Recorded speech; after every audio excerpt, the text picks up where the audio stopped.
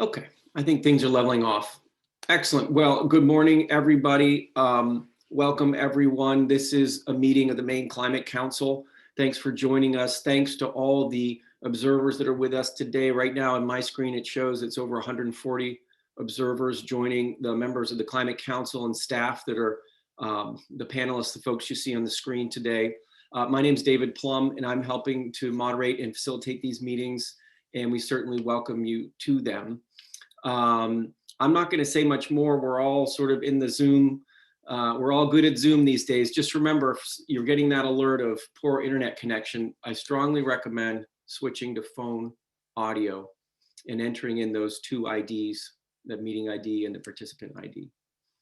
Okay, with that, I will turn this meeting over to one of your co-chairs, Hannah Pingree, to let us know what we're doing today. Hannah, please go ahead. Great. Thank you, David. Again, my name is Hannah Pingree. I'm the director of the Governor's Office of Policy, Innovation, and the Future, co-chair of the Maine Climate Council with acting DEP Commissioner Melanie Loizam, who I'm going to hand it over to just after I say a few words. But first of all, I just want to thank the members of the Maine Climate Council. Before we were broadcasting live, David mentioned the long documents we continue to send you in revised form. And I just want to thank Climate Council members for reading them carefully, repeatedly, offering many, many thoughtful comments this time around and in previous rounds. We're going to bring up many of your detailed concerns. I think a lot of people have been helpful in specific wordsmithing, so thank you for that. And I just want to kind of acknowledge where we are, which is at near the end of a 14 month heavy lift. And I would say, so last September, we kicked off the Maine Climate Council effort. And we started that with hundreds of members of the Maine public, stakeholders engaging in working groups.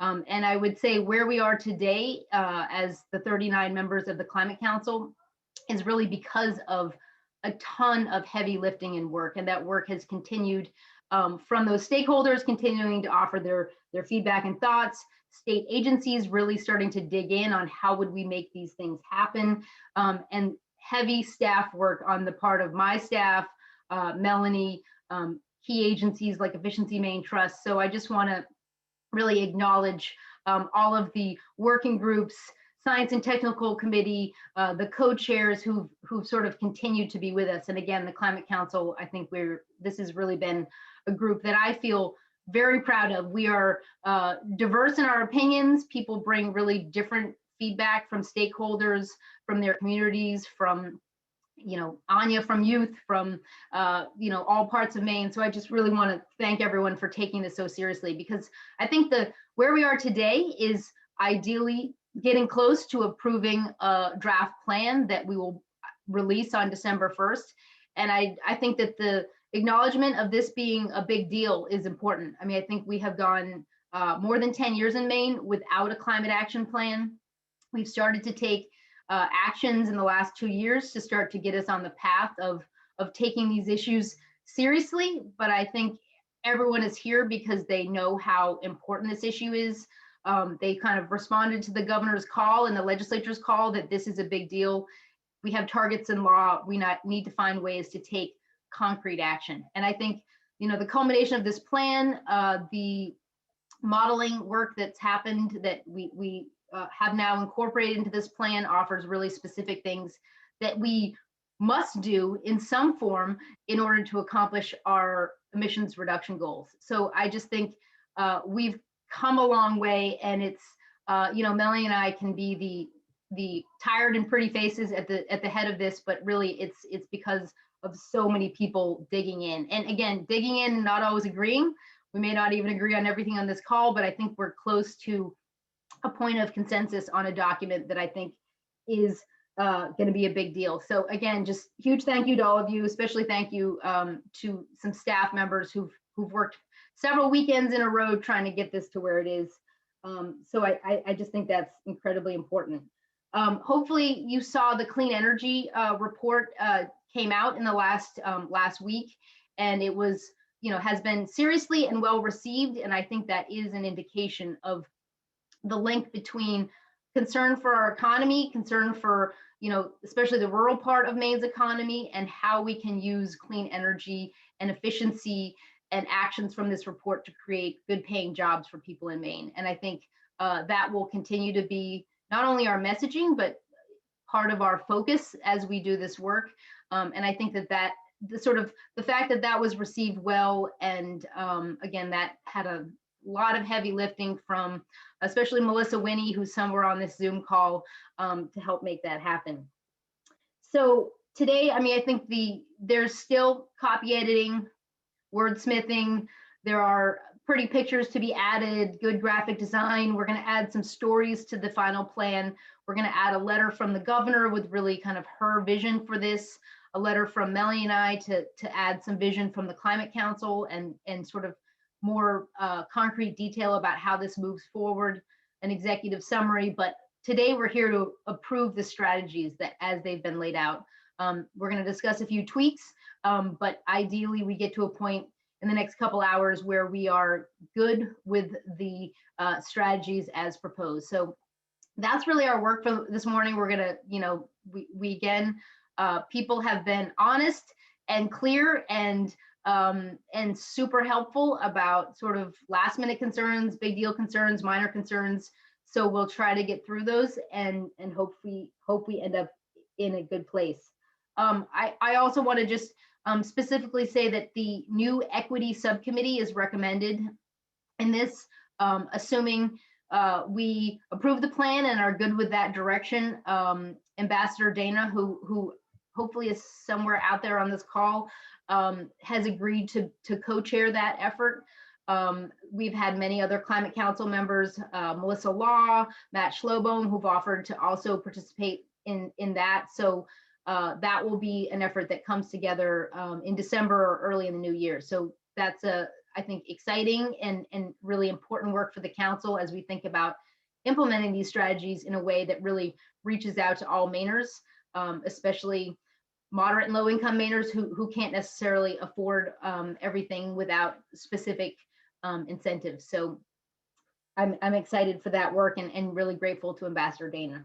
So with that, I'm going to pass it off to Melanie. Melanie and her team are really, as we'll hear, I think, throughout some of the call, are the experts and the heavy lifters on the actions themselves and their impacts on emissions. And so I just feel, I miss Jerry, but Melanie really is the former air resource, the former emissions inventory expert. And I think we're really lucky to have her brain and expertise, as well as Stacy Knapp on her team. So just we'll pass it off to Melanie, and again, we'll try to get right into it. Thanks, Hannah. I would reiterate all of the thanks that Hannah expressed. I really appreciate the time that all of you have spent on this. As she said, there's been a great deal of attention and really helpful feedback that has come from all of the members. So I hope that you all feel like this work reflects, if not exactly what you wanted to say, fairly represents sort of the body of the conversation that's happened amongst you all. And as Hannah said, and as I've said in the past, just a gentle reminder that even when this plan is done, you are not done with us, and that there is still a great deal more work to be done, not just looking forward 4 years, but implementation of so many of these strategies is going to involve a lot more interaction, not just with the council, but with various stakeholder groups. There will be, rulemaking activities, there will be policies developed. So getting down into the details of some of these individual strategies and actions, there's a lot more opportunity for engagement. And I hope that you'll all be willing and available to participate in that, because your background from the conversations in the working group and these conversations is going to be important for the other stakeholders to understand the thinking of the council broadly and to continue moving those strategies and actions forward. We've got a lot of work to do. This plan calls for truly bold action in many ways, but it doesn't solve everything and tell us how to do everything. So those details are left to be sorted out amongst all of us and our other stakeholders moving forward. So thank you again for getting us to this point and the commitment of your time. And I'm looking forward to hearing the conversation today. Excellent. Well, thank you, Melanie, and thank you, Hannah. I wonder, Cassie, if you could put up an agenda slide for us today. And I want to build on something that, as Cassie's putting up the agenda slide, I want to build on something that I heard from Hannah and Melanie, which is something of an epic feel about what's happening today and what's happened with this council. And that's starting from scratch, 14 months ago, creating something powerful together. And if you remember the way we said we were going to make decisions when we first talked about this in September, about how we wanted to make sure we can all say yes to this report and we're all okay with it going forward. And that is the way we're making decisions today too. And that doesn't mean we all think the same. And in fact, if we reach an impasse on any issue, whether it's today, which is kind of our last day, folks, if we reach an impasse, we can insert language in this document to reflect the diversity of views in this group. We don't want to do that. That's our last resort. And the reason we don't want to do it and we leave it as our last resort is because there is enormous power that you have as a council if you speak with a strong, unified voice, right? And it's a wonderful tonic to some of the division, polarization that we see across the United States right now and in Maine, to be able to pull a diverse group together. And while we don't get everything we want, we don't get exactly the way we would say it, we are able to speak with a voice that's powerful and united. And that's an amazing feat. And so that's what's going on today. That's what's going on with this council. And it's pretty epic, right? It's pretty big. Our agenda today is about looking at what you've said through the survey and also through some communication with Hannah and Sarah. There's been a lot of emails and that's been great. So we're going to review that. And when we review it, Sarah's going to walk us through the key points of feedback that we've heard in the last, say, 5 days on that through the survey and other channels. And we're going to note where we think that feedback should show up is some changes in the text. So we'll be really clear about it. And then we're going to make an agenda of issues. If we need to talk about some of those things, let's talk about it today and see how far we get. All right. Our goal is, after we've reviewed those changes, talked about the ones we need to talk about, been very clear about what could be different in the text and what will be different. Then we're going to look at those changes one more time. We're going to have some final reflections and talk about what we think is really critical here. And then we're going to formally try to approve these strategies and say, yes, we're okay with these strategies moving forward and going to that next step of implementation. That's our goal for today. We'll see how we do. I think we should just jump right in, which is a presentation of what we heard from you. And I can start with the first slide or two, Sarah, perhaps, which is about the what came in on the survey. And so if we want to, Cassie, move to the next, yeah, excellent. So in the end, we only got 15 results from you in the survey, which is understandable considering the volume of the text and everything else we're asking you to do. If we can move to the next slide. But in those 15 results, we got some great input. And for those of you who did the survey, you'll know that very first question we asked you is which recommendations or in which action, which recommendations in this action plan inspire you most? And this is what we found if we did a simple word cloud of sort of the words that you put in. And it speaks for itself, right? The resiliency piece is very strong. The EV, electrification, community, protection, climate, right? These are compelling things that are motivating you as a council. And the second question we asked was, what would you like to continue working on when our work is done on this action plan, which should be, which will be ready by December 1st. And if you click forward, one more click, Cassie, on this slide, you'll see that. And energy, equity, land, clean, I assume clean goes with energy. Sometimes these word clouds do some funny things. But again, these are things that don't stop with us sending off this report today, hopefully. These are the things that we will continue to invest time and energy in the coming months and years ahead. Okay, so the next slide shows some other results here. This was something that Senator Brownie Carson, I think Brownie was the one who suggested this, which was essentially, will this plan make sense to a broad array of Mainers, right? Because we know we need to galvanize change and support, right? And here we've got, yes, I think so, I'm hopeful, really being the winners here. And one person saying, I'm not really sure, fair enough, okay? So this is a good signal from those who took the survey. You think this is possible. The other question we did in this survey, if you can click forward one more, click on this slide, right? Are you ready to say yes, right?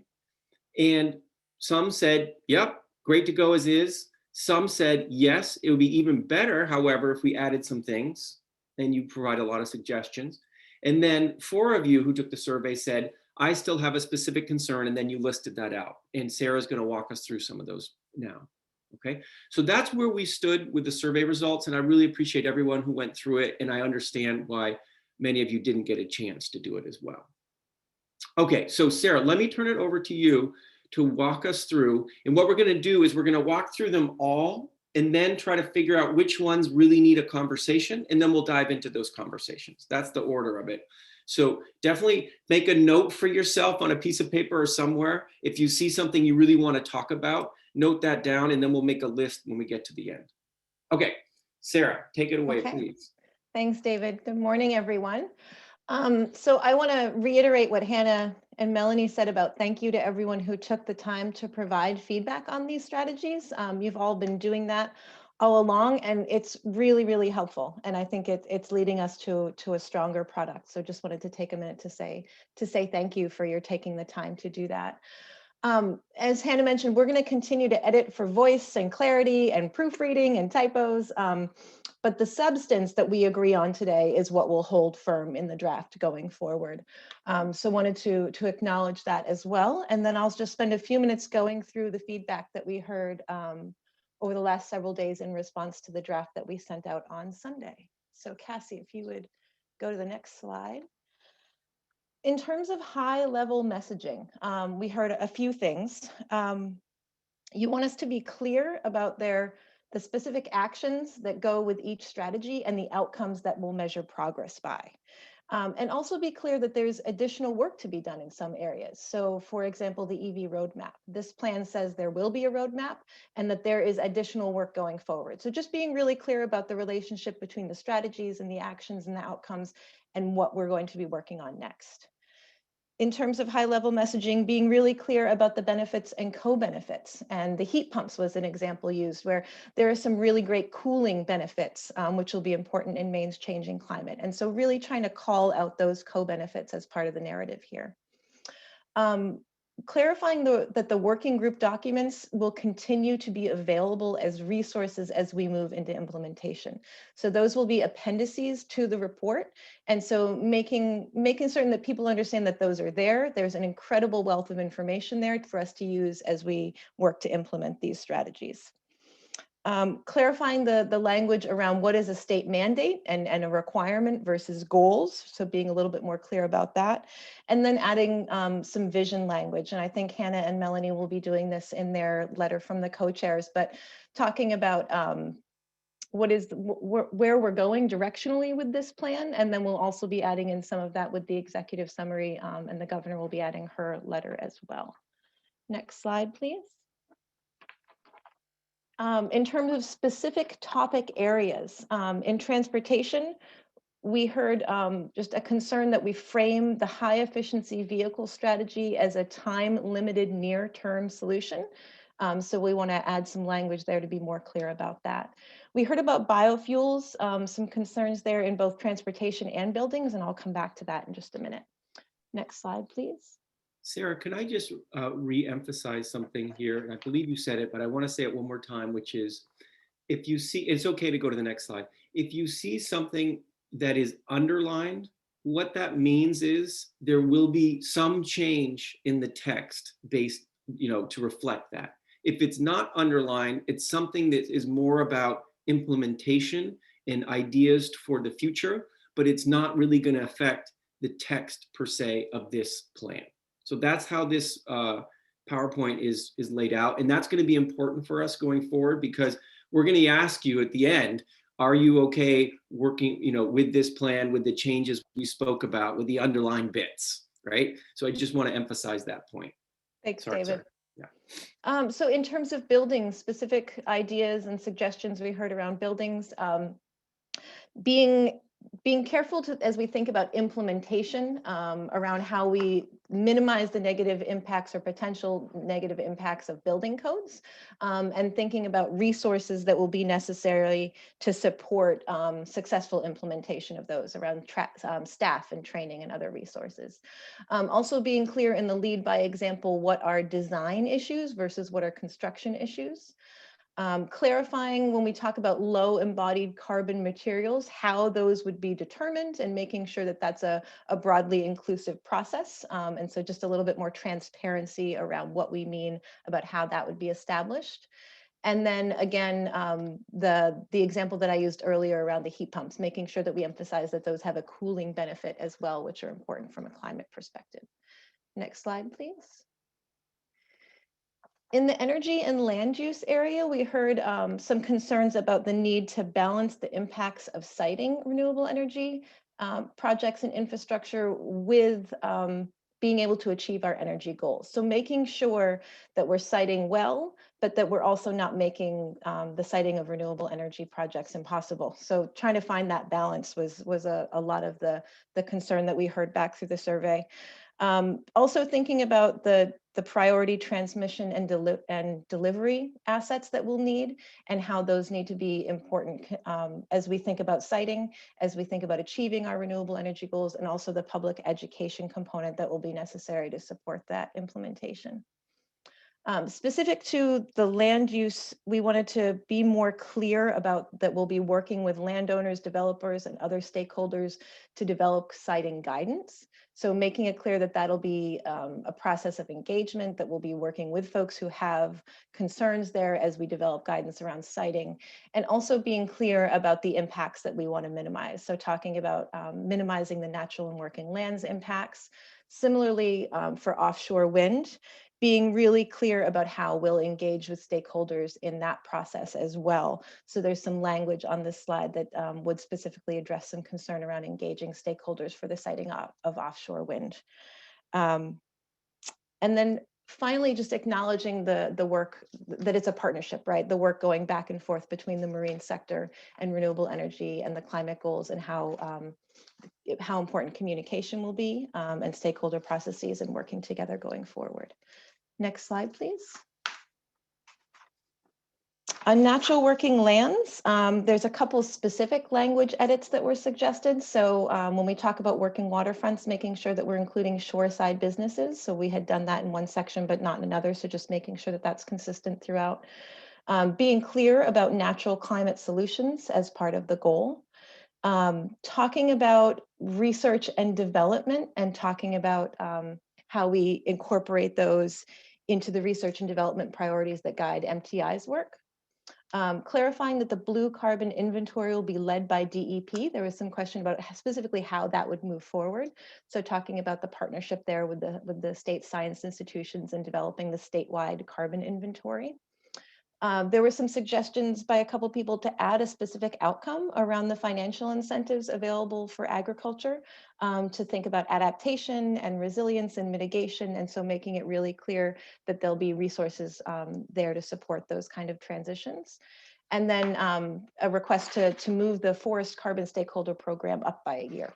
So that was some of the more specific suggestions that we got. And again, as David said, that's so the underlined words are the ones where we're trying to be clear about where language changes would be helpful. Next slide, please. We heard several concerns about the use of biomass and biofuels in the plan. So the concerns that we heard were around understanding the emissions reporting and the carbon neutrality requirements of of the emissions reporting and how this is science-based and being really clear about that.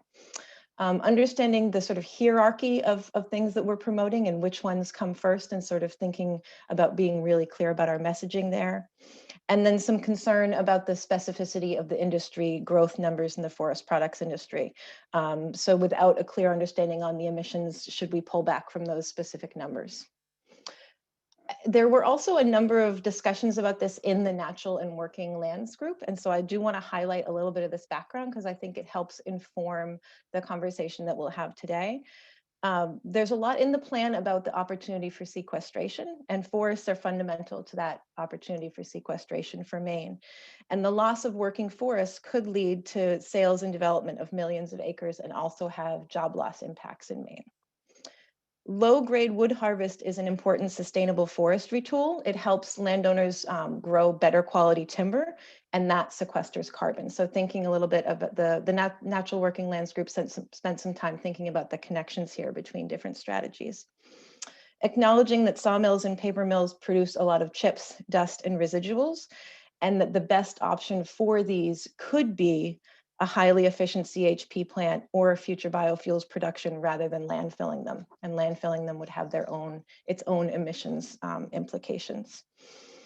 And then also being clear about that bio-based fuels will have a lower emissions profile overall than fossil fuels. And so thinking about those fuels as a potential bridge for some particular uses. So the potential plan changes that we're proposing here are to clarify the language around bio-based emissions and make sure that we have DEP staff and our science experts really help us get that language very clear and focused around the emissions implications of these strategies. There was a suggestion to remove the particular dollar targets, so that $8 to $12 billion in growth. And then the third one is to just clarify the DEP process around reporting and sequestration and how emissions will be a part of the DEP emissions reporting going forward. So next slide, please, Cassie. From the community resilience perspective, the suggestions we heard were to include the drinking water program as a lead agency when we're thinking about resilient climate infrastructure, so that public drinking water is front and center in that as well. And also just a clarification that clean water is important for public health and economic development, and a shout out to our brewery industry here. So thinking about the multiple ways that water is a valuable resource for our communities. Next slide, please, Cassie. Around education and implementation, the suggestions that we heard were to be more clear about the lead agencies and processes for the K-12 education.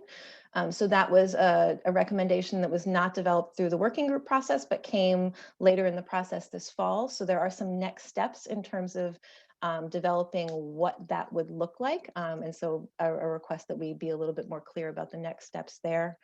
Highlighting the opportunities for consumer education, so the role that will need to play in all of this, and so adding that into some of the communications and implementation language that we have in the plan.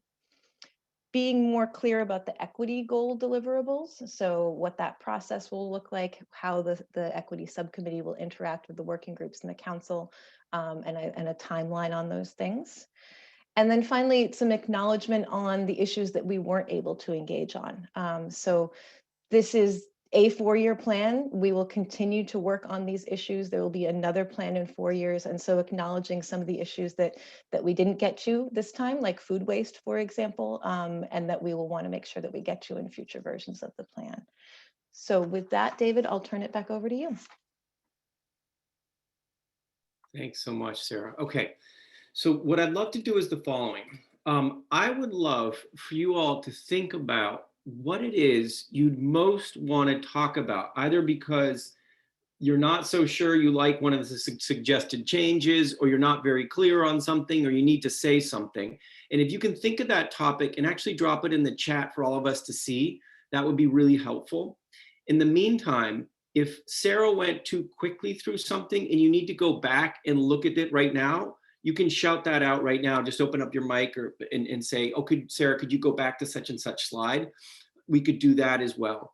But I'd love to, if there's something you really want to talk about. For instance, I see Steve saying, let's talk about the biofuels and biomass. Absolutely, yeah.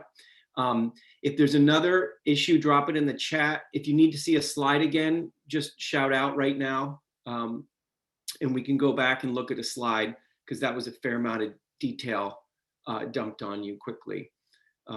So I'm seeing biomass is something folks want to talk about. Is there anything else people want to talk about from this, or any other slide they need to see right now to help them digest this? Just one thing, David, on the very, just, I don't know if you want to go through them in any kind of order. I know that the suggestion on the high efficiency vehicles that was made by a couple folks, I know that in my conversations with Bruce Van Note and Joyce, who sort of worked on this, there was, I think, clear acknowledgement that that was the intent. I don't know if Bruce and Joyce want to just clarify that in any way, just kind of knock that one out.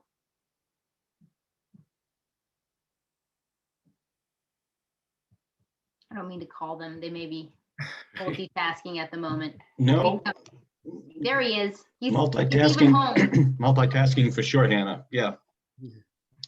But yeah, it was always the intent of a kind of a bridge program, you know, something just because the EV market, you know, coming for sure, but when will there be sufficient used EVs that people can buy at a lower price that allows us to, you know, extend this to, you know, most Mainers actually in terms of their cars. So the idea was just, do we just sit and wait for the EV market and the used cars to come here so the prices come down, or do we do something with the existing as a bridge program? That was always the intent, not as a long-term thing. So Great. So Bruce, you're okay with adding language that suggests this for the next several years and reevaluate as the.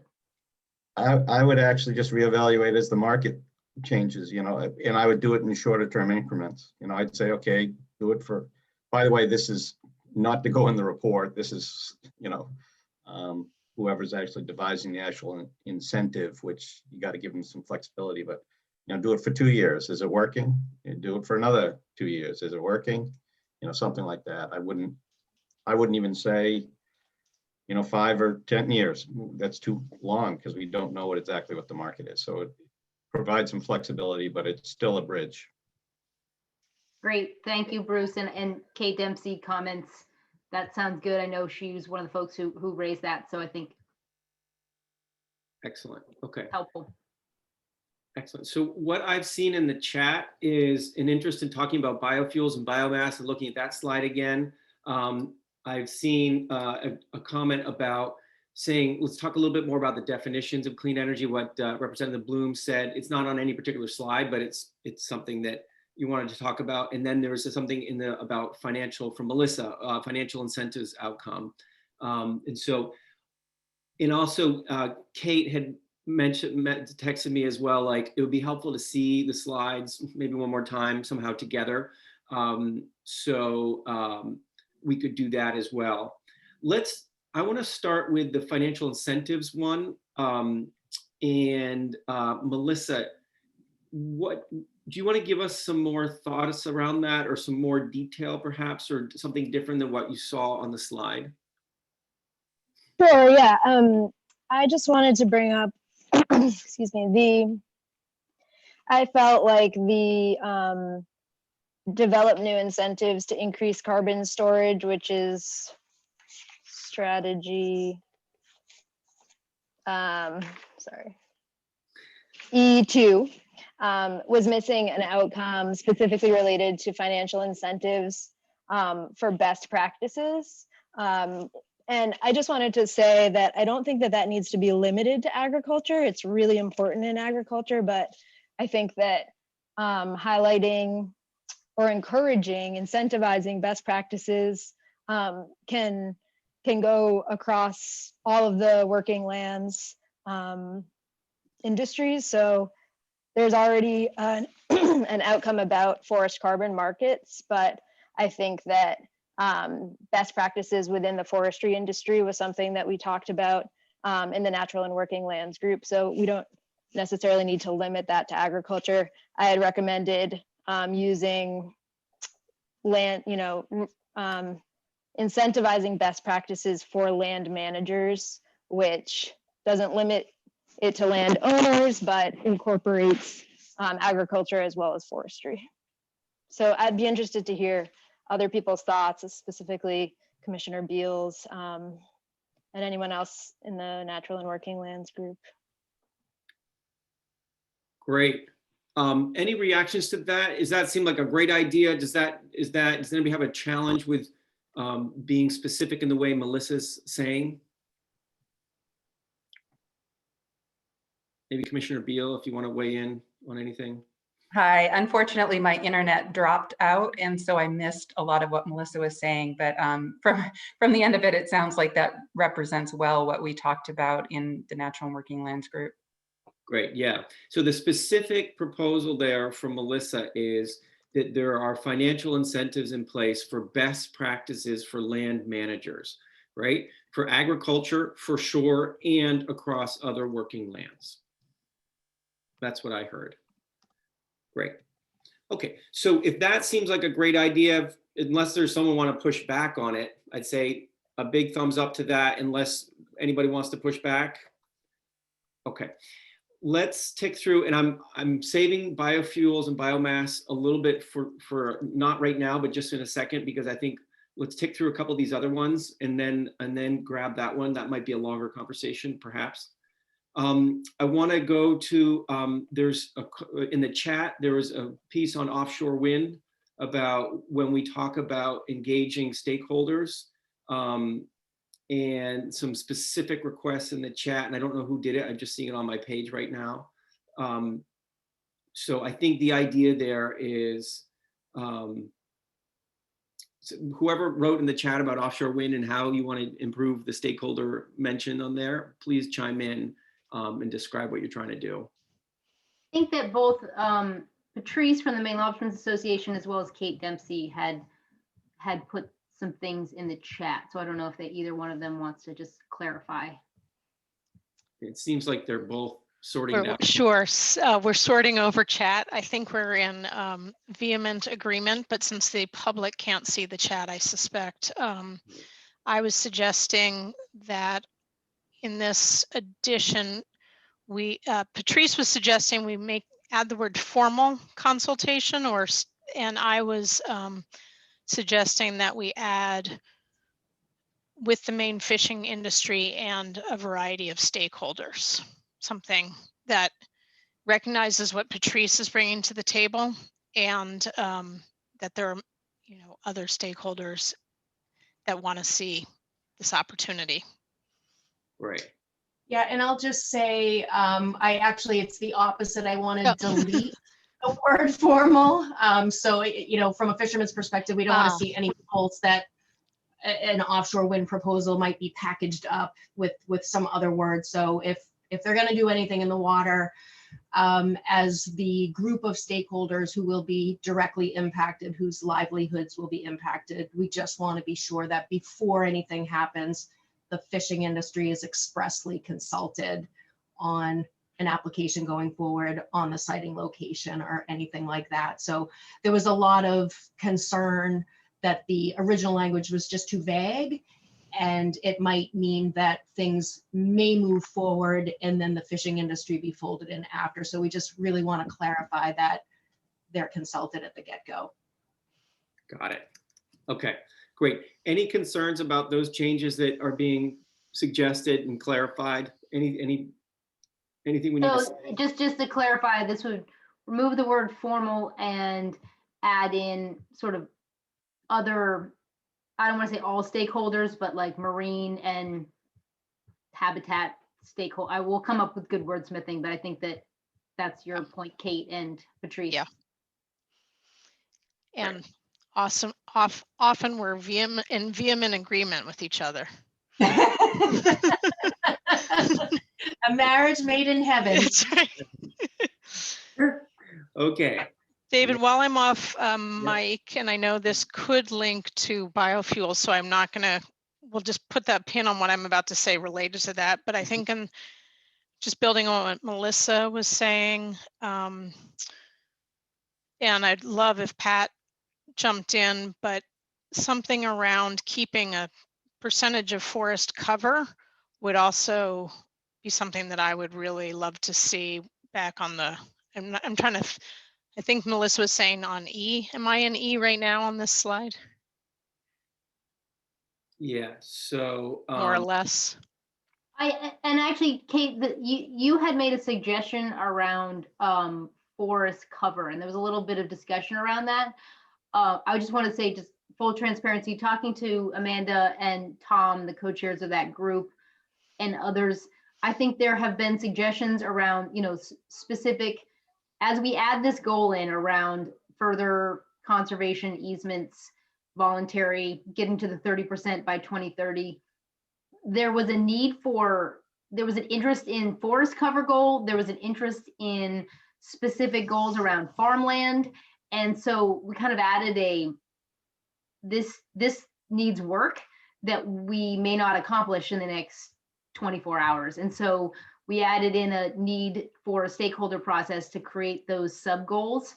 And I think that probably would run through the Natural Working Lands group. So I'm just sort of putting that out there.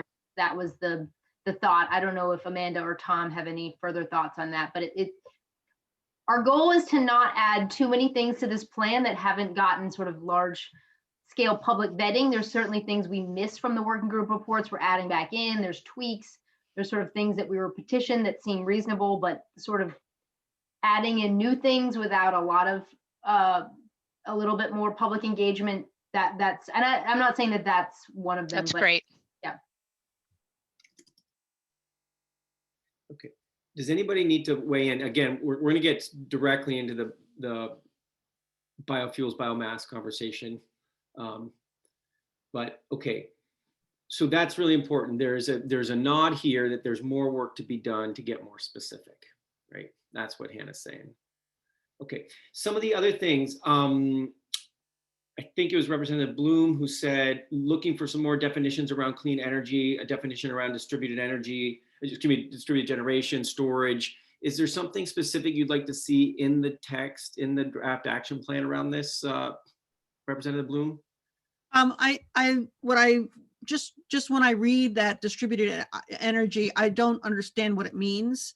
So I just was looking at the definitions, and in the definitions, I thought it could be added there.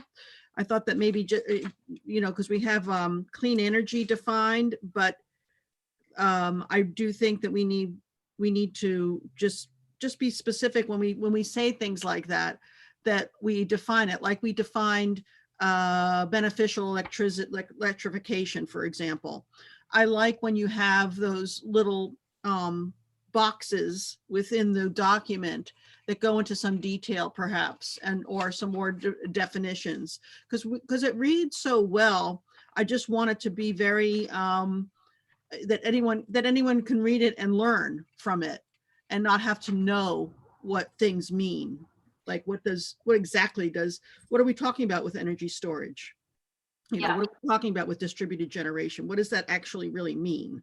And so I was just looking to make sure that we've defined everything in there and not assuming that people know what it is. That's great. I just say that's a great comment, Representative Bloom. And as somebody who didn't know what a DRE was a couple years ago, I totally agree. And I think that's, unless there's objection, adding it to definitions and also possibly an explainer, that and energy storage, I think makes a whole lot of sense. Unless anybody's totally opposed to that. Seems like a smart move. Okay. So long as you abbreviate it DER, as long as you get that way, then. See, exactly. I can't even get it right. Then I'm okay with it. All right, good. Okay.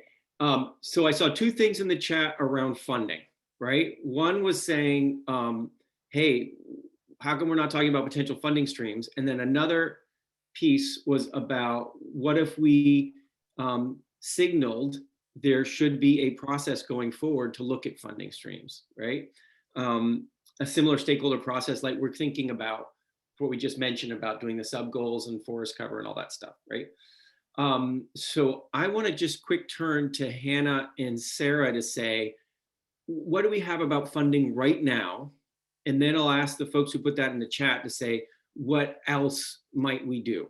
So Sarah and or Hannah, if you just want to give a nod to where there is mention of funding now.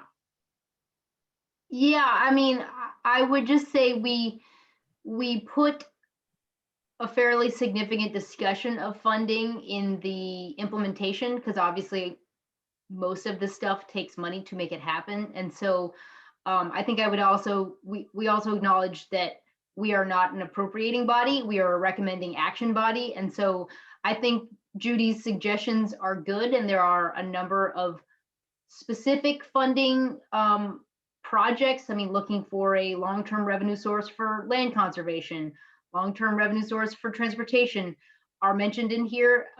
We've gotten a number of different studies that have come in on this, but I think we put that all in that implementation next steps. I mean, that's really on the plate of the governor and legislature this coming session and in the coming years, as well as the federal government, who we hope comes in to help. So I think Judy's point is well taken. I think the ongoing kind of monitoring of funding and are these things happening? Are people appropriating money? Is actually kind of the work of the council, because some of these metrics won't be possible without funding. And so I think we did hit it pretty specifically in implementation, and that seems like the best approach, again, for a group that's recommending an action plan, but we're not the folks. I mean, some of our bosses are, and some of these commissioners have that ability, but that's not necessarily the role of the council. Does that make sense? Yeah. So I would ask Judy, and I think it was Brownie Carson, who was the first one to do that? Yeah. Brownie. Yeah. Yeah, thanks. So if either of you want to chime in, does Hannah's description fit the bill? Is there something else that you'd like to see as language in this document? I think this is an excellent and comprehensive discussion of the options or possibilities for funding. And maybe this is as far as we can go, and it's certainly probably as far as we can go prior to December 1, given where we are. But if possible, I would really like to see specific recommendations. For instance, we've been talking about an ongoing funding stream for the Land for Maine's Future program, which is, I think, not named in this report, although it may be there and I've missed it, for years. And those options range from real estate transfer taxes to meals and lodgings fees. And nobody has ever really said, well, some of the NGOs have put specific proposals forward. Nobody's ever really said, look, we need to do this. Here are the three options. Let's make a decision. And when we're talking about something as ambitious, in a sense massive, as electrifying our transportation stream,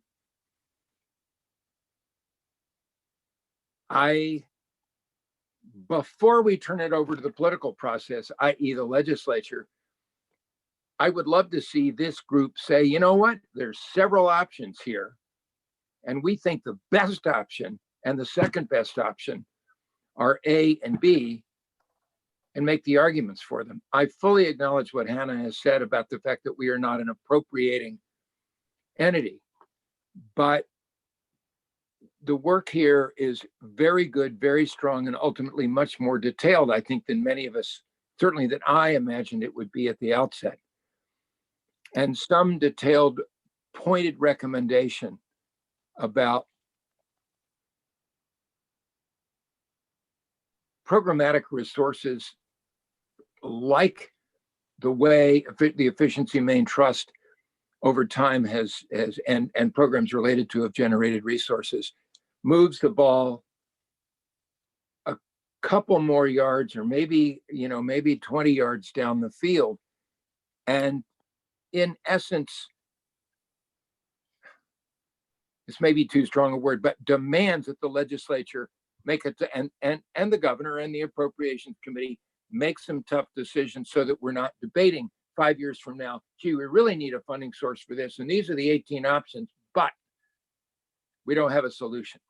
That's where I'm coming from. And I feel now as though, I mean, I've mentioned it a couple of times. I perhaps should have pushed for it earlier or proposed language. I just think it's really crucial, especially given where we are, because the pushback not to raise fees, not to burden anyone, residents, businesses, drivers who consume petroleum. The pressure is going to be large, and I don't feel like we've got a point to get through that, a sharp point to get through that curtain. That's where I'm coming from, and thank you. Thanks, Senator Carson. That's, it's a very powerful plea, and it's tough wondering how far we can get between now and December 1st, and ideally how far we can get right now in this meeting. I know Kate Dempsey, you had some thoughts on this. Kate, go ahead, please. I'm going to be your sorry, David, to keep raising my hand. Senator Carson, I think that's a super important point, and I thought the language was really solid in implementation, but maybe just one small addition would be, I mean, what's so great is what you said, Hannah, at the beginning, is we're a cross section of some of Maine, and we have different expertise that we can bring to bear. So perhaps part of implementation could be a cross-sectorial working group to look at federal funding opportunities to bring to bear as federal match, or like we've done with Forest Legacy and Land and Water Conservation Fund, but that crosses all sectors. I'm sure our Lori at AARP thinks about this a lot, and others. So I suspect, Hannah, we could put something in that just encourages us to work together on this with the NGO community, with foundations, with all of you in the administration and the legislature. Yeah, Great. I think that's helpful, Kate. I mean, I think we're totally open to that, and that was definitely what came out of the transportation working group, as well as natural working lands. We can be sort of more specific about those funding projects moving forward. And I hear Brownie's urgency. Brownie, you're done with the legislature, so you're not helping us out there by abandoning us. We're going to miss his service greatly, but I think he knows exactly sort of how challenging this will be. And I think part of our challenge here is the funding situation in which this plan arrives is a incredibly difficult budget, in which, looking at the entire state budget, I'm not projecting what the governor will do, but the two largest areas of spending are healthcare and Medicaid and education. And there's no way under our current revenue scenario that, so I think that we are going to urge the legislature and governor to balance this among all of the incredibly important priorities. And I think we will seek out creative methods, because I think looking for revenues, taxes, and fees during this timeframe will just be more challenging. It will require greater creativity, and we certainly all have some hope that a new federal administration focused on climate will actually really offer some relief to states, both in our overall budget situation, but also in proactive action on climate. So I think that your suggestion is good. I also want to acknowledge there is a diversity of opinion even on this group. The transportation working group especially did some heavy lifting on this, and folks like Matt Marks and others could probably comment on that, Joyce, if she's out there. But I would just say there's not 100% agreement on what funding source would be equitable. I mean, people come with concerns for low-income ratepayers, with low-income drivers, and I think we're all trying to figure out the balance there, and that will not be an easy answer. So I think I don't know. I'll leave it at that. But I think Brownie's comments are well taken. But I think pushing to a different version of this beyond we really need important process, and that's crucial to our work, is going to be maybe hard to accomplish today. Hannah, can I add something to that? I think that it's important to recognize that the Transportation Working Group had problems with this, especially when I look at this, when I'm looking at the enhanced supports from visitors. It just says we should consider funding opportunities. I think it should be explicitly said that there was no solid suggestion, or that that we need more creative solutions. I think those have to be called out where there was disagreement. We've got to say that, because why wasn't one of the suggestions increase the toll? Was it suggested and was it not suggested? I mean, that particular on page 57 is just it doesn't have anything in it other than we need to consider. So I think it's important to say, why are we saying that? Because there is no consensus. I don't know if that's the answer, but we have to be very clear about that. Thanks, that's helpful. And I see two hands, one from Melissa and then from Andy. Melissa, go ahead, please. Thanks. Yeah, I just wanted to, I think I asked the same exact question at our last meeting, but I do see some of the funding options listed in the implementation chart.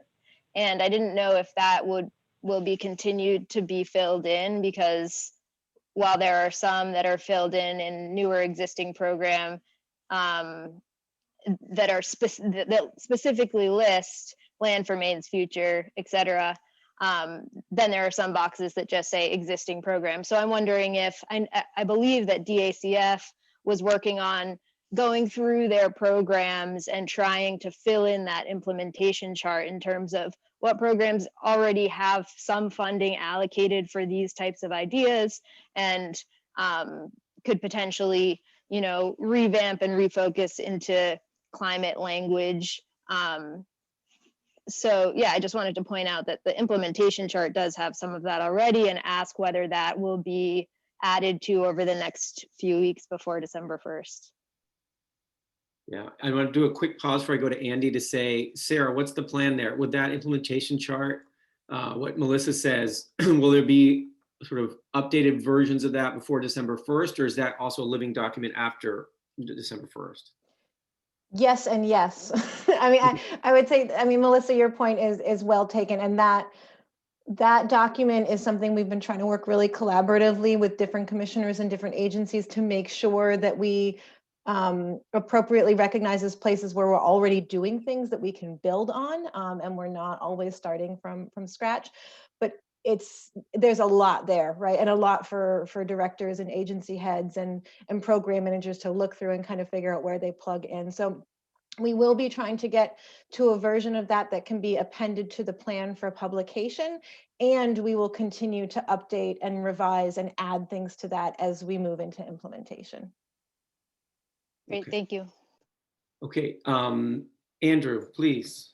Well, just, while we're on the topic around revenue, we seem to have dropped any mention of the Transportation Carbon Initiative, which is a way of generating revenue that also is consistent with goals of reducing transportation emissions. I get the third rail politics around that particular discussion, but I do think if we are adding text around revenue generation, it would be worth calling out that there are regional discussions underway that could deal with some of these issues around the transportation impacts from people from away, that could generate revenue, that the state could direct towards equity goals. And I think having some language that suggests that we know that it's underway and that the state is going to track that, I think could be helpful. Yeah, and just to be clear, I do want to say that is still in the funding category under, I think, carbon markets, because there was a couple of different carbon market things. So Andy, we didn't lose that language. It is still the same, and we can add a little bit more detail to that. I mean, just for everyone's FYI, I think that's a conversation the Climate Council has next year. The state still doesn't have a MOU to understand exactly what that market program would look like. And so I think that's kind of certainly led the Transportation Working Group to kind of be hesitant until we know what it would be and what the impact would be on Maine people, it's premature. And I think that's certainly the position of the governor. So again, it's not gone, that's sort of, but there is a lack of clarity on what it is yet. So. Okay. Yeah, and it's in the language there, it reflects the language that was painfully but artfully created in the Transportation Working Group. So that's the language that's in this document. It's in there. Matt, David, real quick follow up. Sure, and I want to get to Matt too. Yeah. Go ahead. I just call on me when I. Yeah, you bet. Subject, please. Matt, please go ahead, and then we'll get back to Senator Carson. Sure. Sure. So, other Matt. Sorry. Go ahead, Matt. Sorry, Marks. Matt Marks, and then Matt Schlebon. Yeah. It's okay. Thank you, David. So on the Transportation Working Group, I just wanted to sort of follow up on some of the discussion that just happened. So we never really came to a consensus about funding, and I think some of that was a disagreement over TCI. I think a lot of us felt that certainly wasn't where it needed to be for a full review at the time. Also, some disagreement on whether or not that should be the first step for revenue. I know from my sector, we're particularly concerned about it. I think the Transportation Blue Ribbon Commission report certainly has been a priority of my industry for some time. And I think, the discussion around revenue in particular has a couple other steps to get through. So I think the report, well done, but we also have some more work to do about what the actual dollar value is going to be needed to fund some of these initiatives. And that hasn't come to full fruition yet. So I think as a first step, this is good.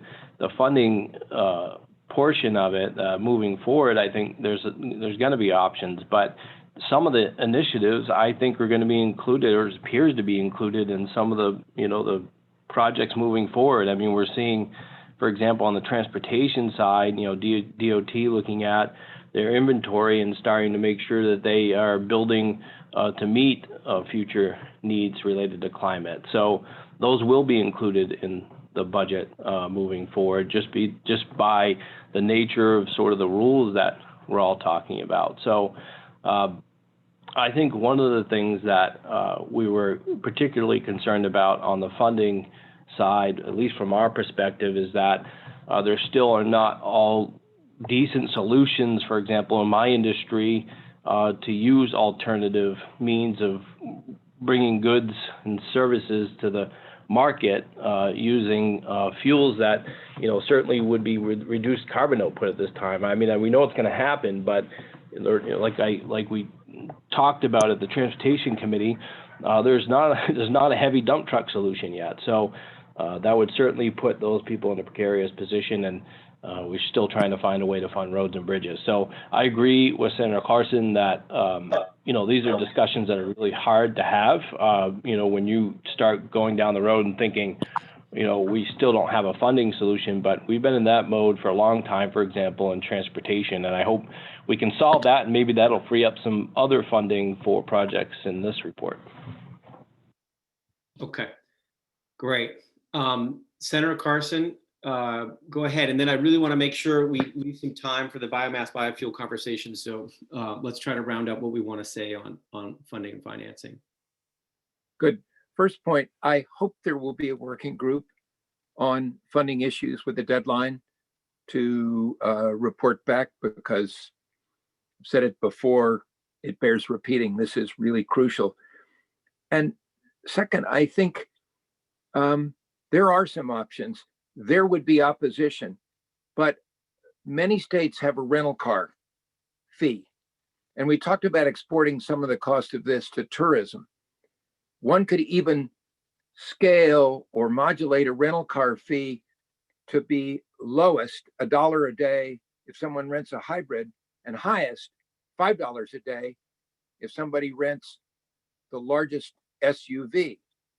Similarly, we've talked years ago about gas guzzler tax.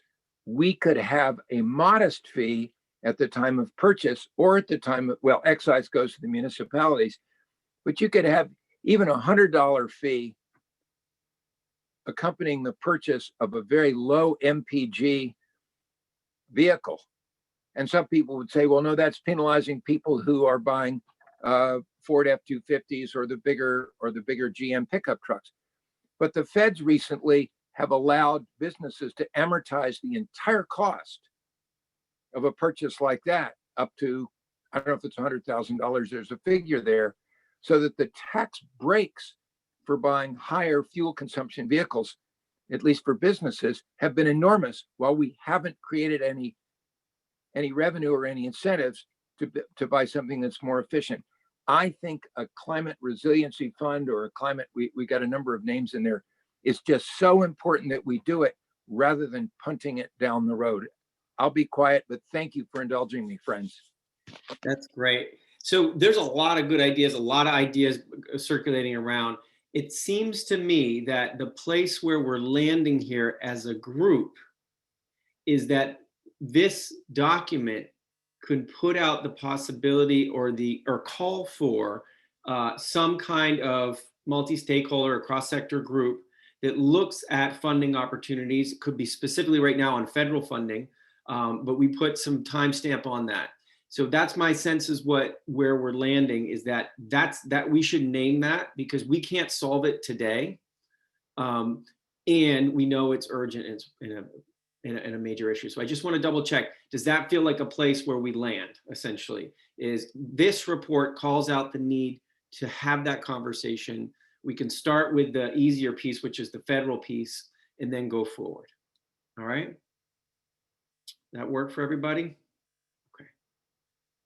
All right, so there's a couple loose ends here, Judy. There's a couple loose ends that I want to do before I jump into biomass, biofuel. Pedestrian and bicycle, I just want to note, this was in the chat from Anya. It's in there. Taylor, can you, if you're with us, Taylor, could you just quick point to where the pedestrian and bicycle piece is in the document right now? Yep, it's on page 23 in the reduce vehicle miles traveled section. It's actually in the last paragraph. Okay.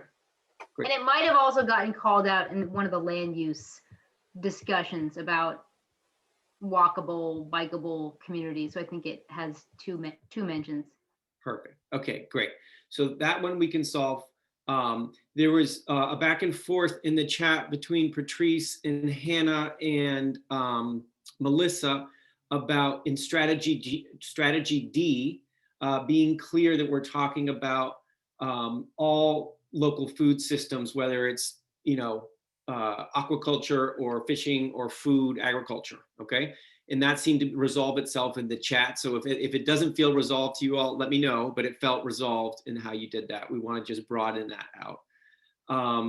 I'm seeing something here in my piece that I didn't see who said it around equity outcomes, about greater specificity around equity outcomes and creation of equity working group. This is Matt Schunbaum. Oh, that's Matt's. Okay. Matt, is there something specific you want to see there, a specific change? I can't remember what the exact language was on the slide and whether there was specific changed language, equity deliver. I guess the main point I want to make, and Hannah or David or others tell me whether it's there, is I really applaud, and I think it's difficult work, and I applaud the effort to do the equity audit and the efforts to more systematically address that in an ongoing way through the subcommittee.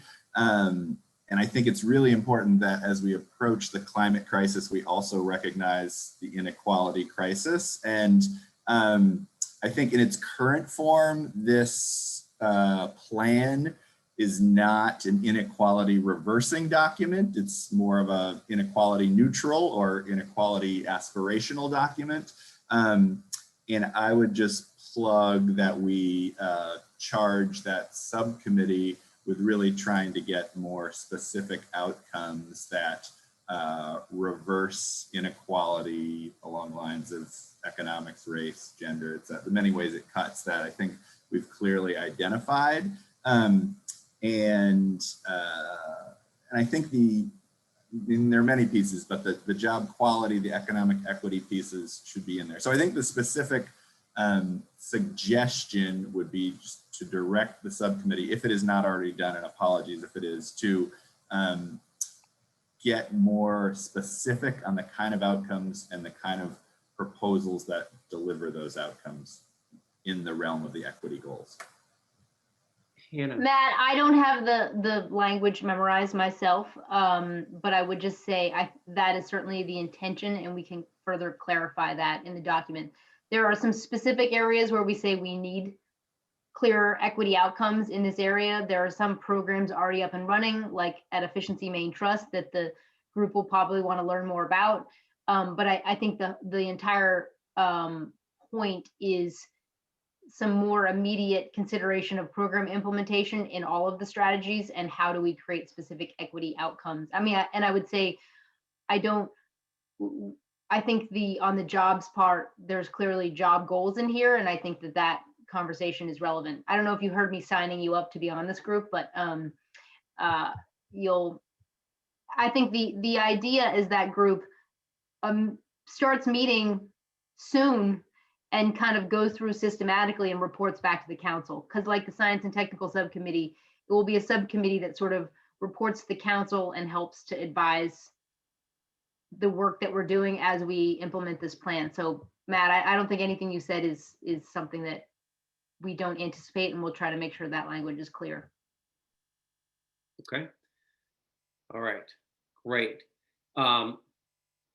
Representative Bloom asks, who's on that equity group? Do you have that list, Hannah, or is that a work in progress still?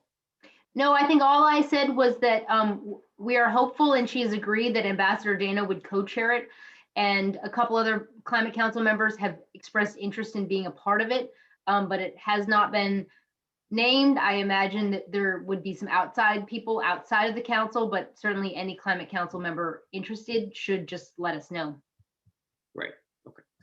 All right. Let's talk about biomass and biofuels. And I'm going to turn to Melanie in just a second to do that, because Melanie has an important position here in DEP about this issue. And if we want to pull up that slide just for a second, have we been looking at slides this whole time? Shoot, sorry about that, folks. I wish we'd been looking at each other. That's fine, but let's look at this slide here for a moment.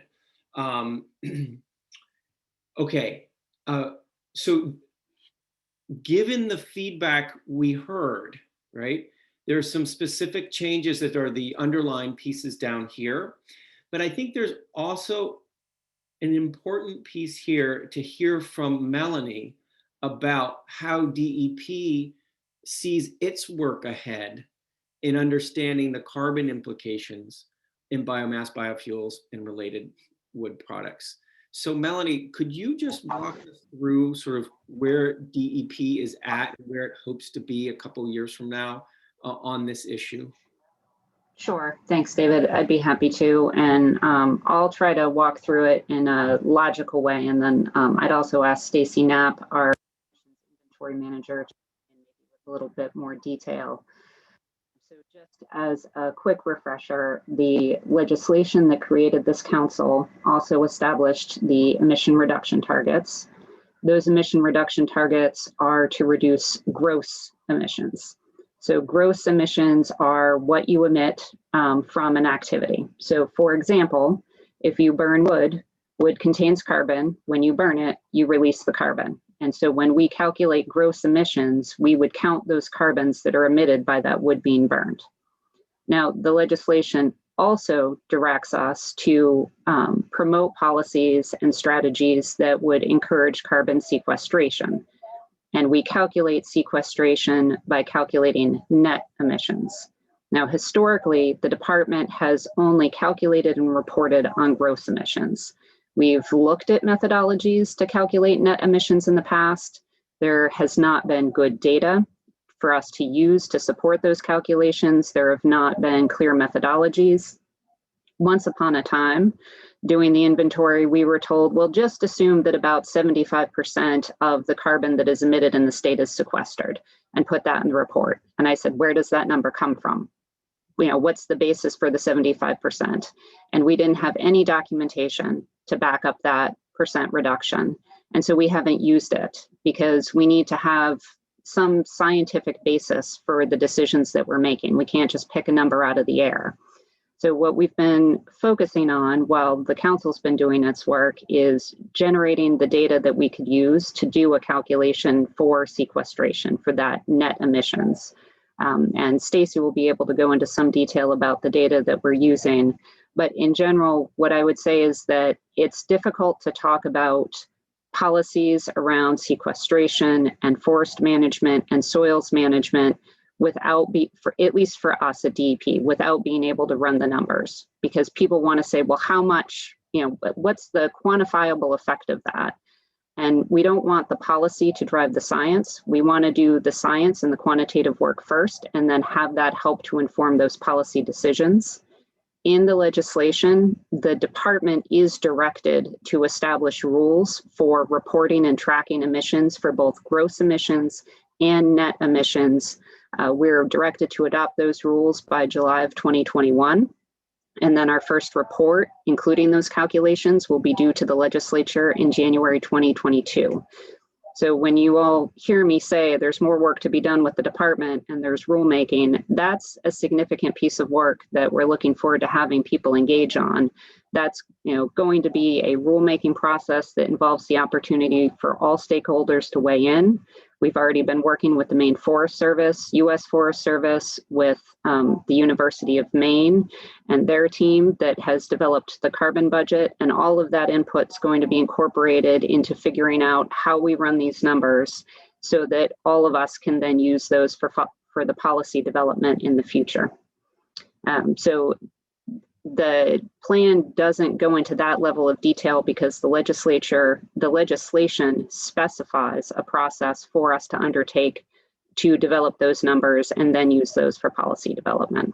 So with that, I turn it over to Stacy. If you want to talk a bit about what we have for data sources and your thinking so far on how to do those calculations. Yep, definitely, and thanks for a good overview on this because it's not straightforward. So historically, as Melanie mentioned, we have not included biomass. We haven't included the emissions up from burning that or the emissions down through sequestration. And so now we're tasked with doing that. And in looking at the data sources, it's not as straightforward as other fuel sources. So for other fuels, like petroleum-based fuels, for example, the U.S. Energy Information Administration has very accurate data for all states for the amount of fuel used, and we can use that with emission factors to calculate the gross emissions. And that's pretty straightforward, and all of the states do this. For wood, the reporting structure is just not there. So the data reported for wood for each of the states is not very accurate. It's the best that's out there at a federal level, but for Maine, it just does not represent the wood used for energy in Maine. Just roughly, if we were to use that data, it more or less says all of the wood that we harvest in Maine would be burned. And we know that that's not true. It just doesn't pass the straight face test. So we've been reaching out to industry experts and those in other states to try to figure out how we get at this number. And it turns out most states don't want to go there.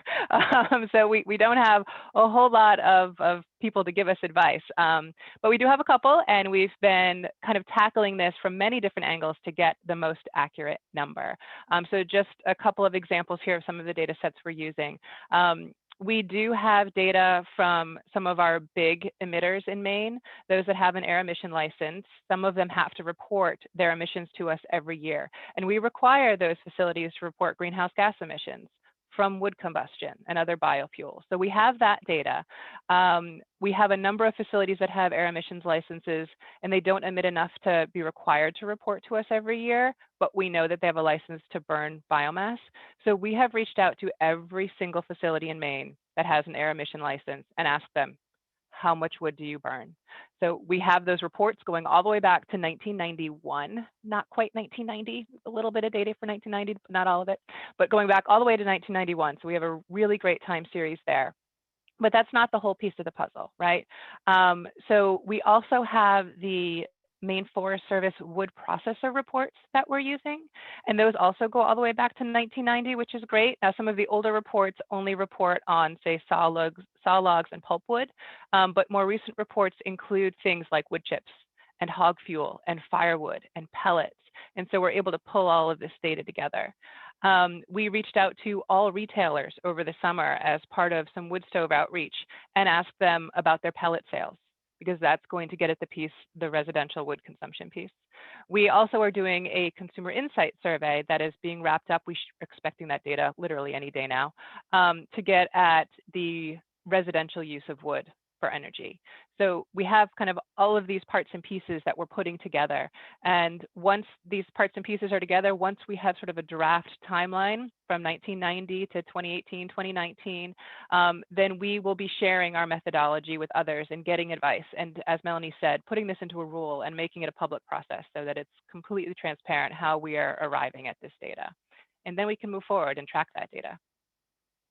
Thanks so much. I just want to also point out that a member of the Science and Technical Subcommittee reminded me that the statute that created the Climate Council also suggested that the Science and Technical Subcommittee would basically stay engaged in this process, and specifically work in collaboration with the DEP. It says, shall analyze and identify options for quantifying carbon sequestration and emissions associated with biomass growth management and utilization in upland and marine environment. So that's in the law. And I think that actually, I think Ivan, Andy, and others on that group are probably pretty helpful and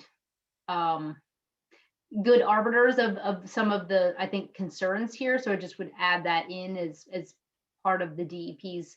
I think they are taking a super thoughtful approach, and I think that their work will actually be helpful to guiding the future policy of the council on this.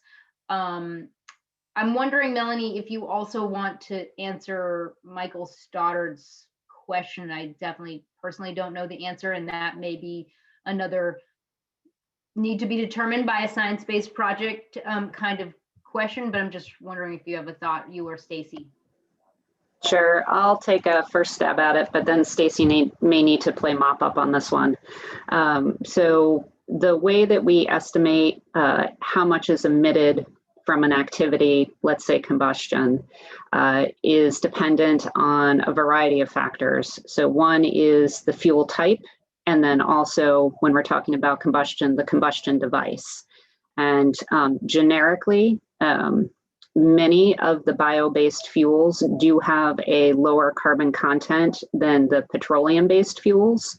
And so if you were to make sort of a broad overarching generalized statement, one could assert that there is less carbon emitted from the combustion of those fuels, but it's going to depend a great deal on what you're using that fuel in, how the fuel was manufactured. So different fuel types, wood versus liquid biofuel, for example, are all going to have a different CO2 emission factor that would need to be calculated to determine the emissions from the fuel based on how it's being used. And it gets even more complicated for wood, because wood, we also need to know the percent moisture. So we have different emission factors for different types of wood based on their moisture content. And that is one of those pieces of information that facilities report to us. But for some, we just have to make our best guess based on the information we have. Great. Okay. I see Stephen has his hand up. Steve, you want to go ahead? Yeah, thank you. Can you hear me all right? Yep. Yep. All right. Well, thank you for all that input. As David said earlier, this is a big deal. Obviously, as a newly formed council, this is our first climate action plan, which I'm very grateful to be a part of. And because of its importance, I think we need to be careful and thoughtful about including things that we still may not be sure about. As Melanie just pointed out, you know, we need to have data-informed policy, not the other way around, which I absolutely agree with. And then Stacy mentioned that the data right now, at least, is not entirely reliable. And I appreciate all the effort that's been made to try and get a more accurate picture. And I hope that we will have that soon. But even if it was entirely accurate at this point, I don't think the council would have had any time to review it. And because of that, I don't think this is the right stage to be including the amount of language that we have about biomass or biofuels that could be perceived as the council's overall support for it until we're more clear on the exact science of it and the long-term implications of supporting that direction of the industry. And to be clear, I have no issue whatsoever in supporting innovation and sustainability within the forest product industry. So I'd be fine with including language that shows that kind of support. But I'm just concerned about, again, the perception that the entire Climate Council might view it currently as a viable pathway towards a sustainable future, which it may well be, but making that kind of statement this early on, I don't feel is appropriate. And then the second point I wanted to raise in terms of the argument for forest products in general, but specifically biomass and biofuels supporting rural economies.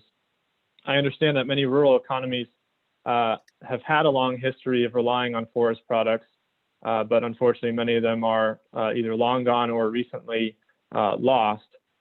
I can tell you that just being from Millinocket, which had the world's largest paper mill, and also being a representative on this council for municipalities, that people in rural communities would much rather have a dependable, long-term, sustainable economy that may not involve forest products, rather than, you know, continuing the trend which has existed of being continuously traumatized, to be frank, by these unsustainable industries just for the sake of tradition, both unsustainable economically and environmentally.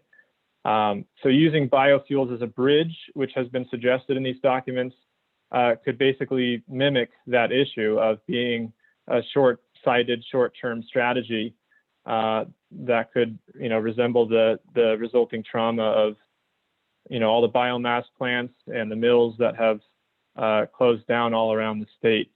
And we've unfortunately lost hundreds of millions of taxpayer dollars as a result of that. So just to sum up, I think it's premature to include that language. And I'd just be curious to see what other people think about that. Thank you. Thanks, Stephen. And before I go to Pat, I just want to test, Stephen, when you look at what's being suggested on this slide in the bottom language, in the underlined language at the bottom of the slide, where the idea is clarify all language around bio-based emissions and fuels is confirmed by DEP staff, right? And that science needs to take some steps forward on this, removing the targets around industry growth that were in the current version of the draft, and adding some detail about DEP's process to actually get the numbers right. Is that going far enough for you? I would think so. Again, I think any time that it mentions bio-based fuels or biomass, it should be simply that we would want to investigate, you know, the sustainability of it and the long-term effect. So I think most of the things here that you just read off would satisfy that, yes. Okay. The only thing I would just think it would be helpful to hear from is maybe Tom or Amanda, only because I know both Ken and Dan are not with us, I don't think, because they are elsewhere today. But clearly there's some pretty specific strategies that came out of both the Energy and Natural and Working Lands group, and that were based on some science. I think this issue of the significant amount of residuals coming from current forest product operations and what happens to those is a real there is some clarity on that subject. I mean, landfilling those as opposed to using those in highly efficient combined heat and power, I think there's already some decent science on that. I don't know, Tom, are you out there? Hey, Hannah. Yep, I am. Yeah, I think just to be clear on where the Natural Working Lands, our work, where we focus, we did in our recommendations, we were focused on combined heat and power operations rather than looking for ways to incentivize the more traditional or the older standalone electric plants. As you say, that the CHP plant is a much more efficient facility. And just to sort of ground us in reality, Robbins Lumber is a current example of a CHP plant. And then also Bob Linkletter's pellet operation in Athens is another good example. And so that efficiency, like I said, is about double of the standalone plants. And so that's really where we were focused. You know, we aside from kind of in woods biomass production, having wood waste makes up just under half of the amount of biomass being used right now. And so we need to be able to have some venue to address that. I don't believe landfilling is a really good option there.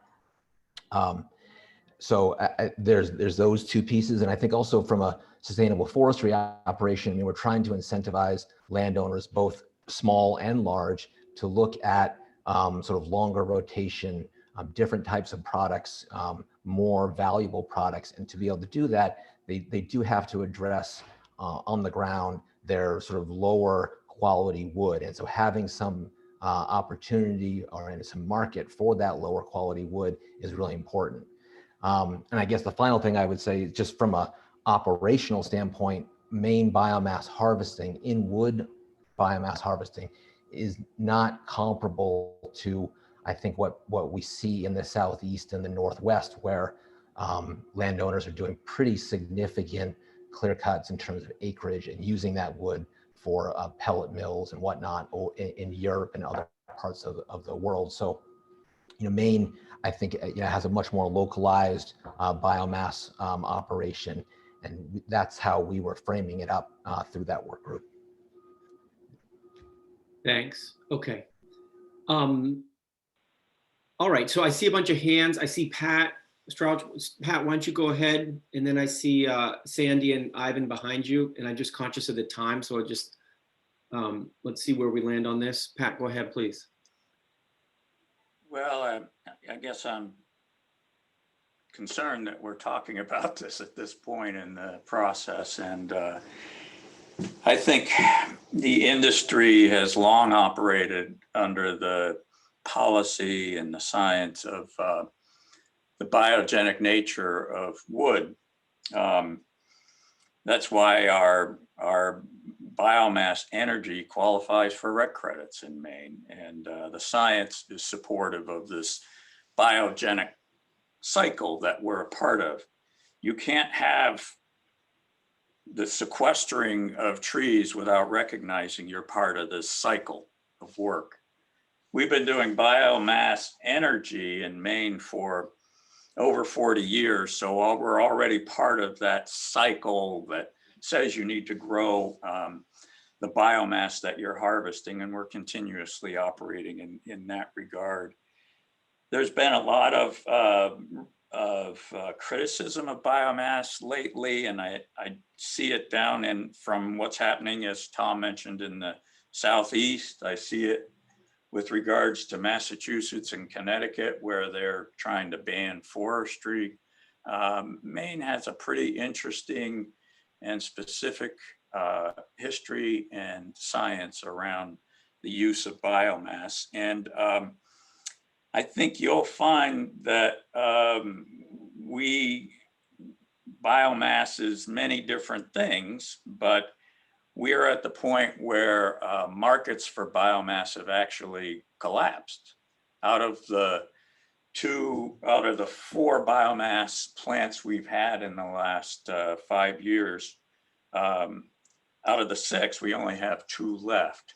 But one just recently was awarded as part of the RPS bid that recently went out. So it's a challenging market.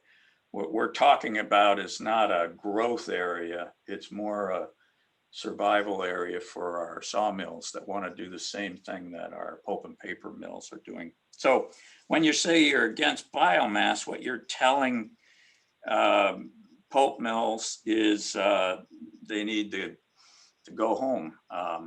They have a tremendous amount of waste that is generated in their facilities because bark is not made into paper.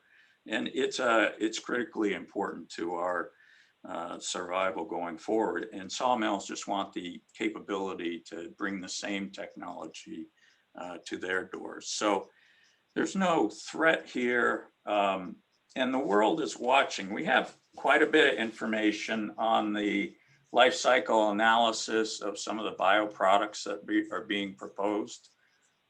We have considerable interest by all parts of the world in looking at Maine to house some of these facilities. So I'm really would be disappointed if we can't admit that the bioeconomy is something we need to be developing right now. That's a message that we're putting out.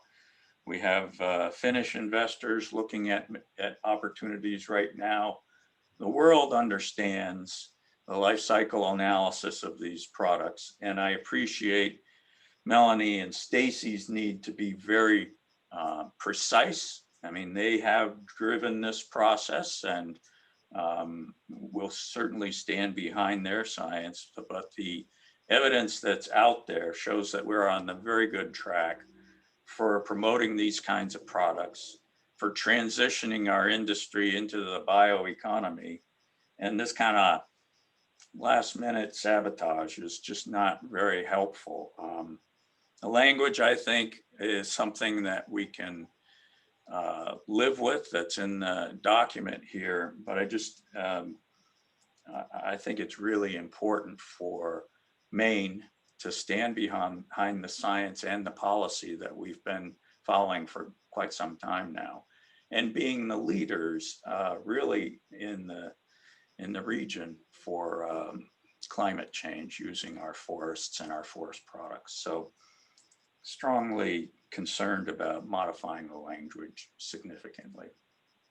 Okay, thanks, Pat. And I do want to note, Pat, that you are okay with the language as it's the underlying language changes as on this slide, right? Yeah, I don't think there should be hesitation implied in terms of moving forward with, if this is going to slow down capital investment in Maine, then I have a concern. If it's about these fuels need to demonstrate, life cycle analysis, then that evidence is already out there and able to be presented. Okay, great. Thanks, Pat. Sandy? Wait, you're on mute still. Sorry, no. Thanks, David. I just wanted to say that I'm really happy to see this possible plan changes underlined language at the bottom of the biofuels page. I think that there is an awful lot of information coming in from all sides about the benefits of biofuels and biomass and about the challenges of it and the carbon and greenhouse gas emission challenges there.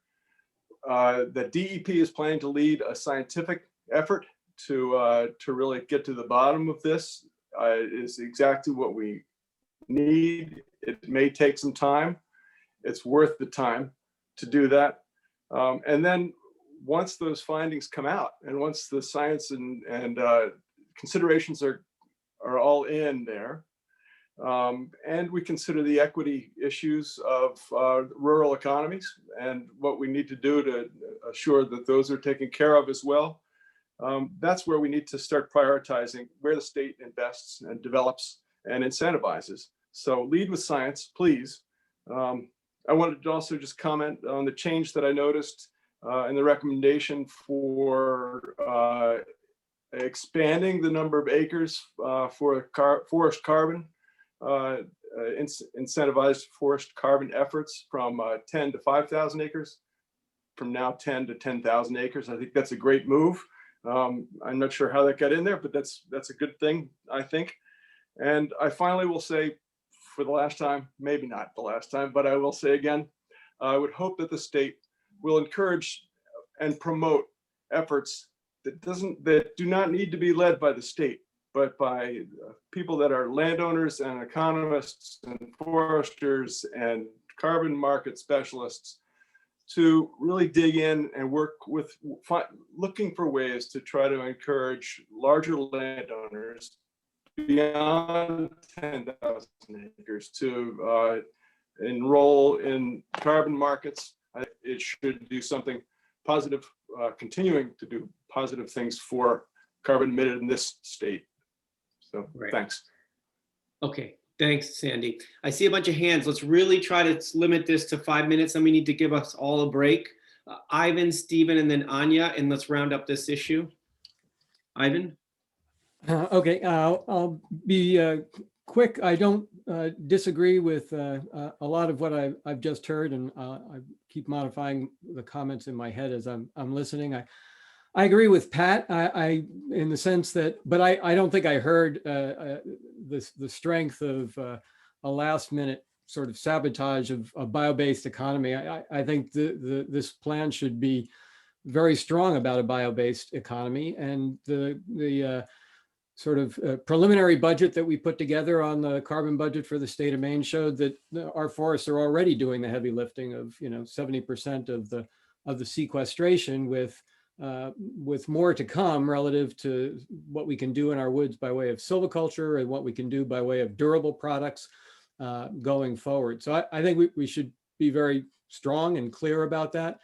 I think there is, from the science standpoint, a new dimension to looking at wood products, particularly products that you burn, because now we're not talking about a 100-year calculation relative to forests and trees and carbon. We're also looking at specific targets between now and 2030 and 2050 relative to the emissions of greenhouse gases. And in that context, the plan that Commissioner Loisem and Stacy have described, which I think is fantastic and overdue and extremely challenging. But it's that kind of science that's needed in order to put in perspective the role that these various economies play. But I would hope we would continue to be very strong about that aspect of Maine's economy. That's great. Ivan, I just want to check Ivan, the suggestion in the underlined text below, does that work for you as a path? I'm good with that. Yep. Okay, great. Stephen and then Anya. Thank you. I'll be extremely quick. I just wanted to clarify some of the statements made by Pat. I hope that nothing that I was saying came across as a sabotage or any opposition to biomass or biofuel in general. All I was suggesting, and it sounds like others as well, was that we wait to have more understanding, more clarity, and more science come in before, putting this in, especially at this stage, and especially given the importance of this being our first climate action plan. Thank you. That's it. Okay, great. And Kate, you want to round us up on this one? I think maybe Anya had her hand up. Yeah, I somehow it's down. Anya, did you want to keep? Okay. Oh yeah, Steve said what I was going to say. So. Okay, super. Thanks. Yeah, I just want to thanks, Ivan. I concur, and I think the other piece that is getting a little muddled in here is that we need our forests as forests, and supporting the forest economy to allow them to continue to use residuals for cogeneration or combined heat and power is a really important part. And I just want to say, we've got to keep the conservation, in other sections, we've got the conservation language. And that's what, when I was talking earlier about these two things line up together. And it is really important for, as the commissioner mentioned, to keep capturing the carbon from our forests. Forest industry is one we need in this state, and allowing them to think through a transition is really important. So I typed in in the chat, some slightly alternative language that talks, maybe that might help people feel assured that we're not, talking about clear cutting for bioenergy here. We're talking about a process that's part of forest product industry right now, but we want to make sure it's efficient. We're using sawmill residuals, other residual biomass from timber harvest. So it's in the chat, David, but I wasn't going to raise my hand because I think we covered it all, but I just wanted, with Ivan and Pat's comments, I just want to echo some of that. Okay. That's really helpful. So I want to take a break, and I want to just before we take that break, on this issue in particular, I'm hearing obviously different viewpoints, people coming from different places. However, it feels like we are okay-ish with the language changes as suggested on the bottom of the slide.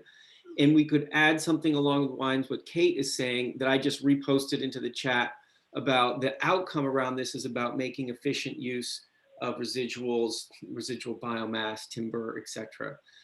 So to give it that flavor of that's where we're headed with this as well. Okay, and the conservation importance. So I just want to test that seems like despite where we're coming from in slightly different angles on this, we're pretty close in. So what I want to do is I want to take a 10-minute break, and over that 10-minute break, staff and I are going to try to consolidate what we just talked about now and be extremely clear about what changes you can expect in the document. And when we'll get back from that break, let's go ahead and make it a 12-minute break, and we'll be back at the top of the hour. All right, and we're going to come back at the top of the hour. We're going to do a quick look at these final adjustments that we did in real time in this meeting. And then we're gonna have some final reflections and then see if we're there to have a send off of this document. All right, so let's take a break till the top of the hour. Invite you to mute yourself, close off your video, and we'll see you at the top of the hour. And in the meantime, staff's gonna be working on things, and let staff, maybe we'll just meet on the phone for a second to do that. I'm gonna go ahead and mute myself. For the record, since it's on recording, I do like this concept that came up about funding, cross-sectorial funding team of some sort. I think we could really be the, yeah.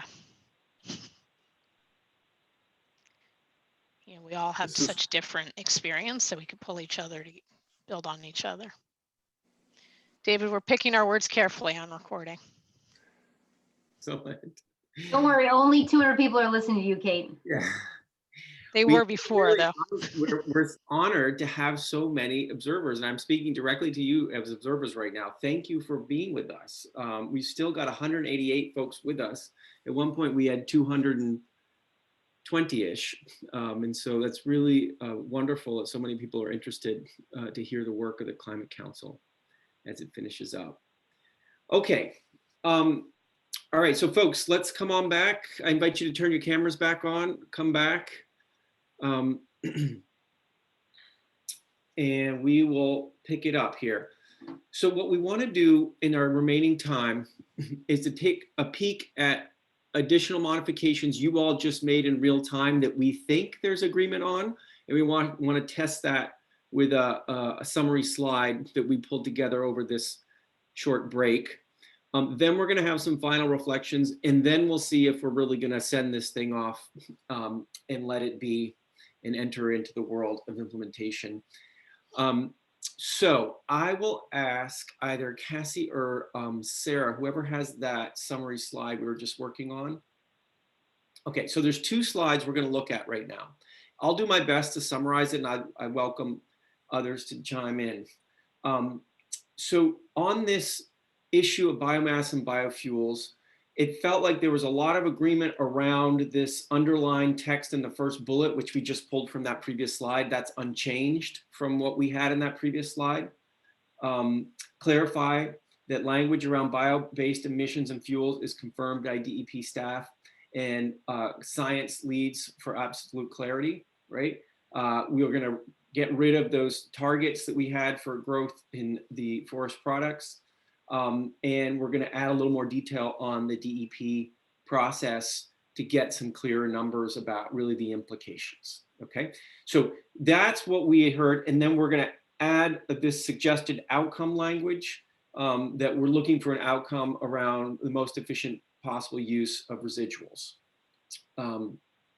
Okay, so that's where we heard coalescence. Some folks would like to see even less mention of the bioeconomy. Some folks would like to see even more, but this is where we felt you could speak as one voice, and we want to test if that's correct, right? Let me just go to the next changes, and then if folks want to comment, let me know. The other new suggestions, these should all be underlined, but just because we threw them together real quick, they're not, but assume there's an underline over everything. The more definitions around clean energy, yes, no brainer. Let's make this readable and people can understand what we mean when we say things. Financial incentives, that is for best practices for land managers, not limited to ag, across all working lands. Yes, we like that. On high efficiency vehicles, it's a bridge.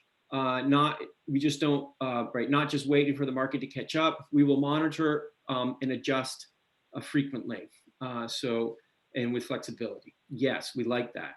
Offshore wind, we want to change the mention of stakeholders so it includes other stakeholders and fishermen. And we're going to get rid of this sort of formal word in there. And before anything happens, the fishing industry is explicitly consulted. That's like the main guts of this, and the fishery industry and other stakeholders. So those are the pieces that you liked, and yes to that. I think there's another slide, or is that the end? Yeah, this is the last line. Okay, on the funding stream, we spoke about our anxiety and our frustration about not being further along. However, we do have what it felt like a fairly strong agreement amongst all of you to undertake some kind of stakeholder process to develop innovative funding mechanisms and put some timing on that as well. So that we recognize this is an issue that requires attention. And then on the food systems one, extend the mention and explicitly mention we're talking about local food systems to include farming, fishing, aquaculture, right? The whole thing. There's some repeat in here. This is like a little bit of my raw notes, so apologies if it's not as crisp. And David, just to add, there were a few things early on that were uncontroversial additions that are not here, like suggestion of MTI, heat pumps, etc. So we'll just continue to wordsmith on those and sort of assume there wasn't any philosophical disagreements. Yeah, that's right. So what we're saying is what Sarah presented early on is the underlying bits, plus what we're doing right now in these last 2-3 slides. That's what we're doing in terms of changes to the document to reflect your good ideas and your concerns that you brought up. Okay. So let me just test any confusions about this, any clarity, anyone saying, well, hang on, I actually don't feel represented in that. Any last reflections on whether we're hitting this in the way you as a group of 39 folks feel comfortable? Anything else? Confusions, clarity? Okay. That's great. Okay. All right, so I'll take that silence as we're kind of hitting the mark. That's wonderful. All right, I want to pivot now to some final reflections. And we're going to do this in 2 ways. I'm just going to pull something, drop something in the chat. Just give me 1 second to pull it up. We want to ask you 2 questions. And let me just forward to where I have my links. The first question is practical, but also profound. It's about the core messages that get transmitted in this document. It's practical because Sarah and team need to write the executive summary, right? And need to really know where to put some heavy emphasis. And it's profound because it's about these core messaging things that we would love this report to hammer home, right? That are contained in all of these actions and need some call outs. So what I'm going to paste in the chat right now is a place to write in a phrase. Okay? And apologies to the attendees that we're just doing the Climate Council members who are writing this in, but you'll see the results from it. And if you click on the link that I just sent you, it will bring you to a comment box in something called Menti. And that comment's going to ask you what core messages most need to shine through in this report, right? And then in parentheses, to help Sarah write that executive summary, right? But it's more profound than that. It's what really needs to shine here as we articulate this report. Where And is it? I don't see. it's in the chat. I'll paste it one more time. Can folks click on that? Does that get you to someplace good? You got that now, Lydia? Yeah, okay, great. So go ahead and click on that. Think for a moment. Think for a moment. What is a big message that you'd like to have come across? And what I'm going to do is I'm going to share what the answers of that as they scroll across. Just give me a second. I'll share my screen. Just one moment. So what you're seeing on my screen, if you've already entered in, you're seeing what people are saying. Okay. So go ahead and just read. If you've already put in what you want to put in, go ahead and read. And this should update automatically with any luck. If not, I'll keep refreshing.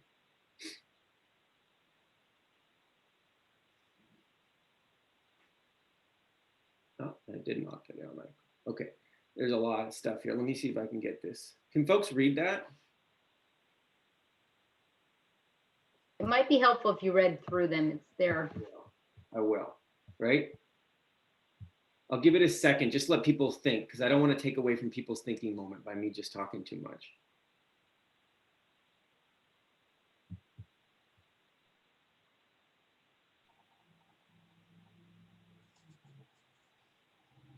One more update.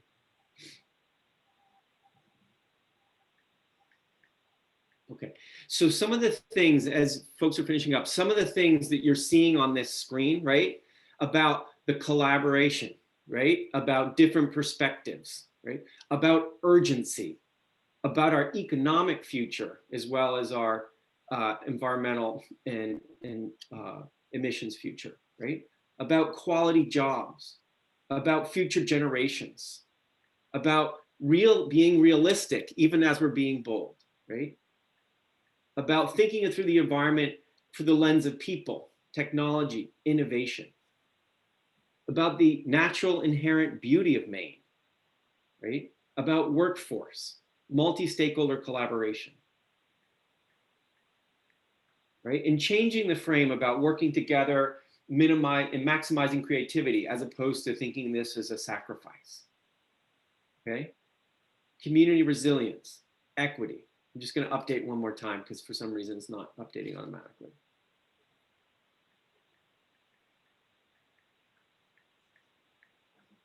That our nature is part of the solution, right? Market transformation. Urgent, necessary, equity and inclusion. We can do this. Right? No action is much more costly. We're gonna keep these, obviously, with all these results. I think this is a great set of messages that help us all communicate, right? Because at the end of the day, we're all going to communicate to our different constituencies, networks, etc., right? And so if we pull these big messages together, we are sending similar messages, and we're having greater impact. Okay. Great. These are really powerful. I'm glad we did this. Okay. I'm going to do the next one. Is we're not going to use some little tool like this. The next one is a conversation. And this is what the conversation is. A friend asks you, tell me in 30 seconds, maybe that's a little bit too much, but maybe, or too little, but in 30 seconds, let me just drop this in the chat while I'm talking. What's the most important outcome of the Climate Council's work this year? Right? So somebody asks you, your spouse, your friend, whoever, what's really important here, right? And I just want to have a conversation about this. So I'll invite, let me stop sharing my screen so we can see each other, okay? I'd invite you, what is that answer you'd give? That 30-second to 60-second answer of, wow, this really was important and I'm glad I was involved in this, right? To somebody who hasn't been involved in it. What's the most important thing? Let's just go ahead and talk about this for a second amongst the 39 of us. Would anybody like to go and take a stab at that, sort of talking to somebody who hasn't been involved to date in this? Most important outcome. I'll take a stab at it.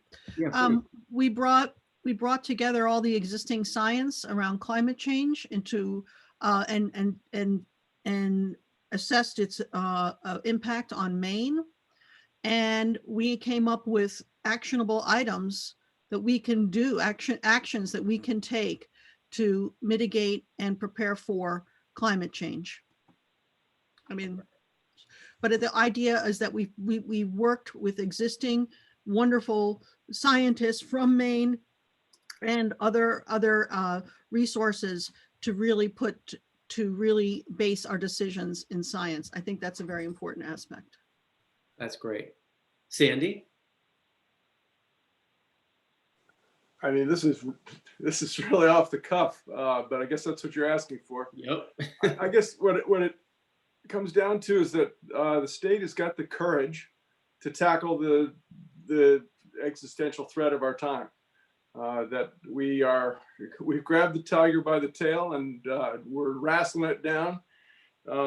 We are leading with science. We should continue to do so. And we need to consider all Mainers as we do this. We only are going to succeed if we can all succeed. Yeah. Great. Other ways you would describe it to somebody who hasn't been involved? Really, what's the value here?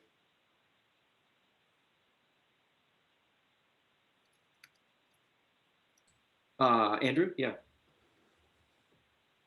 So I think the exciting thing to me is that we came out with really big goals that are consistent with the science and huge challenges, but we came up with a really credible path that's exciting, that's innovative, that's inclusive, and that leads to a really vibrant economy that will transform the state of Maine. Yeah, that's great. That's great. Ivan? I don't know whether you said, David, the people that haven't been involved in it should be commenting, but I'm going to take the opposite side anyway. So, and that is, I've been involved with the Climate Action Plan of 2004, with Reggie, with the Climate Adaptation Plan in 2010. And the thing I would say is that this plan now coalesces and re-engages a comprehensive framework, and just in a nick of time. It arrives in the year of the pandemic with tremendous challenges ahead. And yet now this is a plan that coalesces the tremendous talent and energy in Maine to move ahead in a logical and science-informed manner. We haven't had that up for a long time, and this puts us back on track. That's great. I'm seeing in the chat, Susan is saying her internet connection is poor, but she says, most important, impressive to me is that during a worldwide pandemic, drought, et cetera, the folks in Maine care about this. It's inspiring and has action items that will affect real change in Maine and the world. Thanks, Susan, for writing that. Melissa Law? Yeah, I would just say that we've created a path forward to make Maine communities and Maine as a whole more resilient to the impacts of climate change, but also to other crises and economic and environmental and public health adversities that are sure to come, and that we're doing a great job at acknowledging that we need to prepare for uncertainties of the future. That's great. I see Michael Stoddard. Thanks, David. I'm repeating a comment that I made on an earlier one of these calls, but I'm struck by the availability, the commercial availability of technology today that was not really here 10 or 15 years ago, that appears to be able to get us where we need to go. And that's just hopeful, the fact that there are heat pumps and electric vehicles that are commercially available. You can buy them at your local store now, and they're at a price range that is reachable, and will continue to get closer or continue to get more affordable. Enables us to do a lot of the things that we hope to do in order to reach these targets. So I think that's a big takeaway from going through this process over the last 12 months or so. And the other, I can't resist while I have the floor. I don't want to lose sight of what was accomplished, I think, just by the process of the working groups and these meetings and the 200 and some people that are observing. That's just a much bigger slice of this state that is thinking about these issues now and educating themselves about what needs to happen and the different ways that we can make it happen and why it's important that it happens. And that's just a lot different than 10 or 15 years ago. And I think that's going to really help us also get to our destination. Thanks, Michael. Daniel? Yeah, thanks, Dave. A couple things. One, I think it's really been remarkable and kind of restored my faith in collective action. We have 40 individuals representing different stakeholders, and the ability to come out with a cohesive and bold report, I think, is a remarkable testament to folks' dedication and willingness to work together, which I think is very encouraging.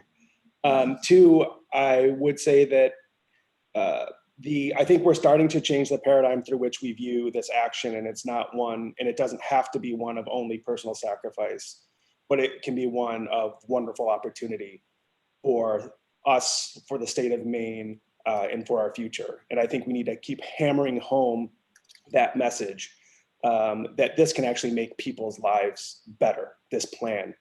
And three, I think we're also seeing a shift away from viewing the private sector as an antagonist to the work that we're doing. Instead, we're viewing them as a partner.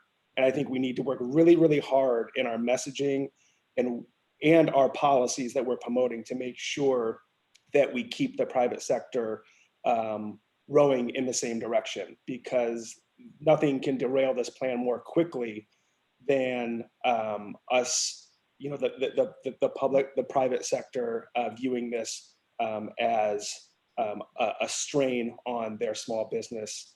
We need to be careful in our messaging and hammer home that these policies are good for business. Thanks. Thanks, Daniel. Kate, please. All right, time me 30 seconds. So this is super ambitious, and I mean, just repeating some of what others have said, it's really fun to be with you all together trying to make these meaningful steps, and I think we can all feel pretty proud. A couple of things that haven't been mentioned: we're protecting nature through conservation while also supporting our natural resources economies. In industries, we have science-based targets for electric vehicles and a commitment to equity of all sorts in this state. And I really love the Climate Adaptation Fund to help communities become more resilient. And Sandy and I have already started texting about the Youth Climate Corps. So super exciting to see those highlighted. That's great. Excellent. Faster than I could type. Thanks, Kate. Anya, please. Yeah, I think a lot of what I've been thinking about has already been said. So something that I haven't heard is that we created a really useful model for other states and other places around the country and the world that are looking to create climate action plans. I think this model for having many different constituency and stakeholder groups represented is a really amazing opportunity for real just climate action to happen. And yeah, excited for what future climate councils in Maine will be able to do given this baseline of work that we've done. Thanks, Anya. That's great. Yeah. Judy.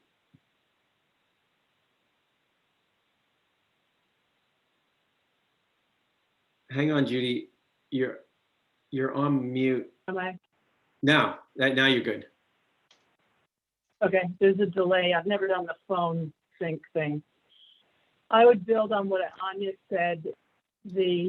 Not only have we rooted this plan in extraordinary work of the Science and Technical Committee in what is Maine and what we need to focus on and build on in terms of the scientific foundation, we've also looked at what other states are doing.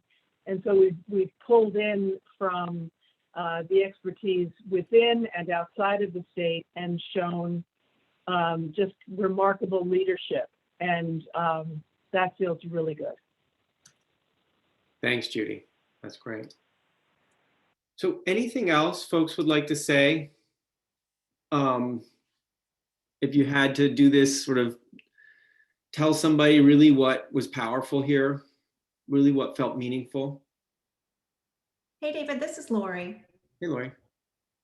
So kind of repeating what a lot of what's been said, but first and foremost, I think in large part because the staff kept us focused. I'm really proud that we kept moving during COVID. I mean, this has been such an incredibly difficult time for so many folks, and the fact that we kept focused and kept moving. Again, thanks to the great team who helped lead us.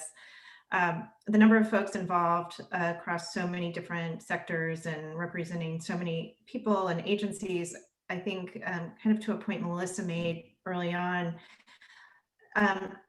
not only I think can help us on this issue, but so many issues that we're also trying to solve for in Maine. And I think this kind of collaboration can replicate itself as we deal with other opportunities and challenges. And I think that's really exciting. Want to echo the data-driven nature of this. I learned a lot from the science and technical folks, and also something that was very important to me coming into this was the equity piece, and so that commitment really shines through. And I just on the note of the Climate Corps, I just want to put a plug in for older Mainers, because I think there's a real opportunity there to include them in a Climate Corps, and we have some experience in our livable work with that, and I think that could be really wonderful, and a multi-generational approach could be fantastic. Excellent. Thanks, Lori. Okay. Anything else? Let me just, I've been taking some notes on this, not fully exhaustive notes, but I've been taking some notes and they look like this. I don't know how well you can see this, but I've been trying to really grab some of these key pieces and have something for us to share as well with each other, right? The science piece, like we did this, we had courage, this is big. It can lead to a vibrant economy. We stuck through it, right? Thanks to staff also for letting us do that. And our faith in collective action has been somewhat restored, which is remarkable considering a lot of other events going on. So I've tried to capture that, and I hope these are some of the big ideas, and I'm sure there's more out there. But I think we're saying a lot of powerful things, and it's important for us to practice saying those to people who weren't involved, so they know something important happened here, and this is why we think it's important. Okay, great. All right, so this is the moment actually where we do a somewhat more formalized sign off of this document. What I'm going to ask you to do is to think about what Sarah showed you this morning with the underlined bits, and then ask you to think about what I showed you with those final 3 slides of what our conversation brought us to this morning, and to ask you, are we ready to say yes to this? And this, as a group of 39 of us, we entrust into Sarah and others in the drafting team to take this instruction. Our instruction's clear enough that they can take it and make a final report that looks prettier and is ready for prime time in December 1 delivery. So this is the moment where we need to say yes. And the way we're going to do it is not like in a sort of Robert's rules kind of thing. It's more of, Can we say yes? We sort of shake our heads. And if anybody's saying, you know what, I'm actually really not quite there yet, this is the moment to say it. So let me ask super explicitly, can anyone of the Climate Council members not live with the content that we have discussed today and the content in that draft report and with the changes that we have discussed today? Can anybody not live with it?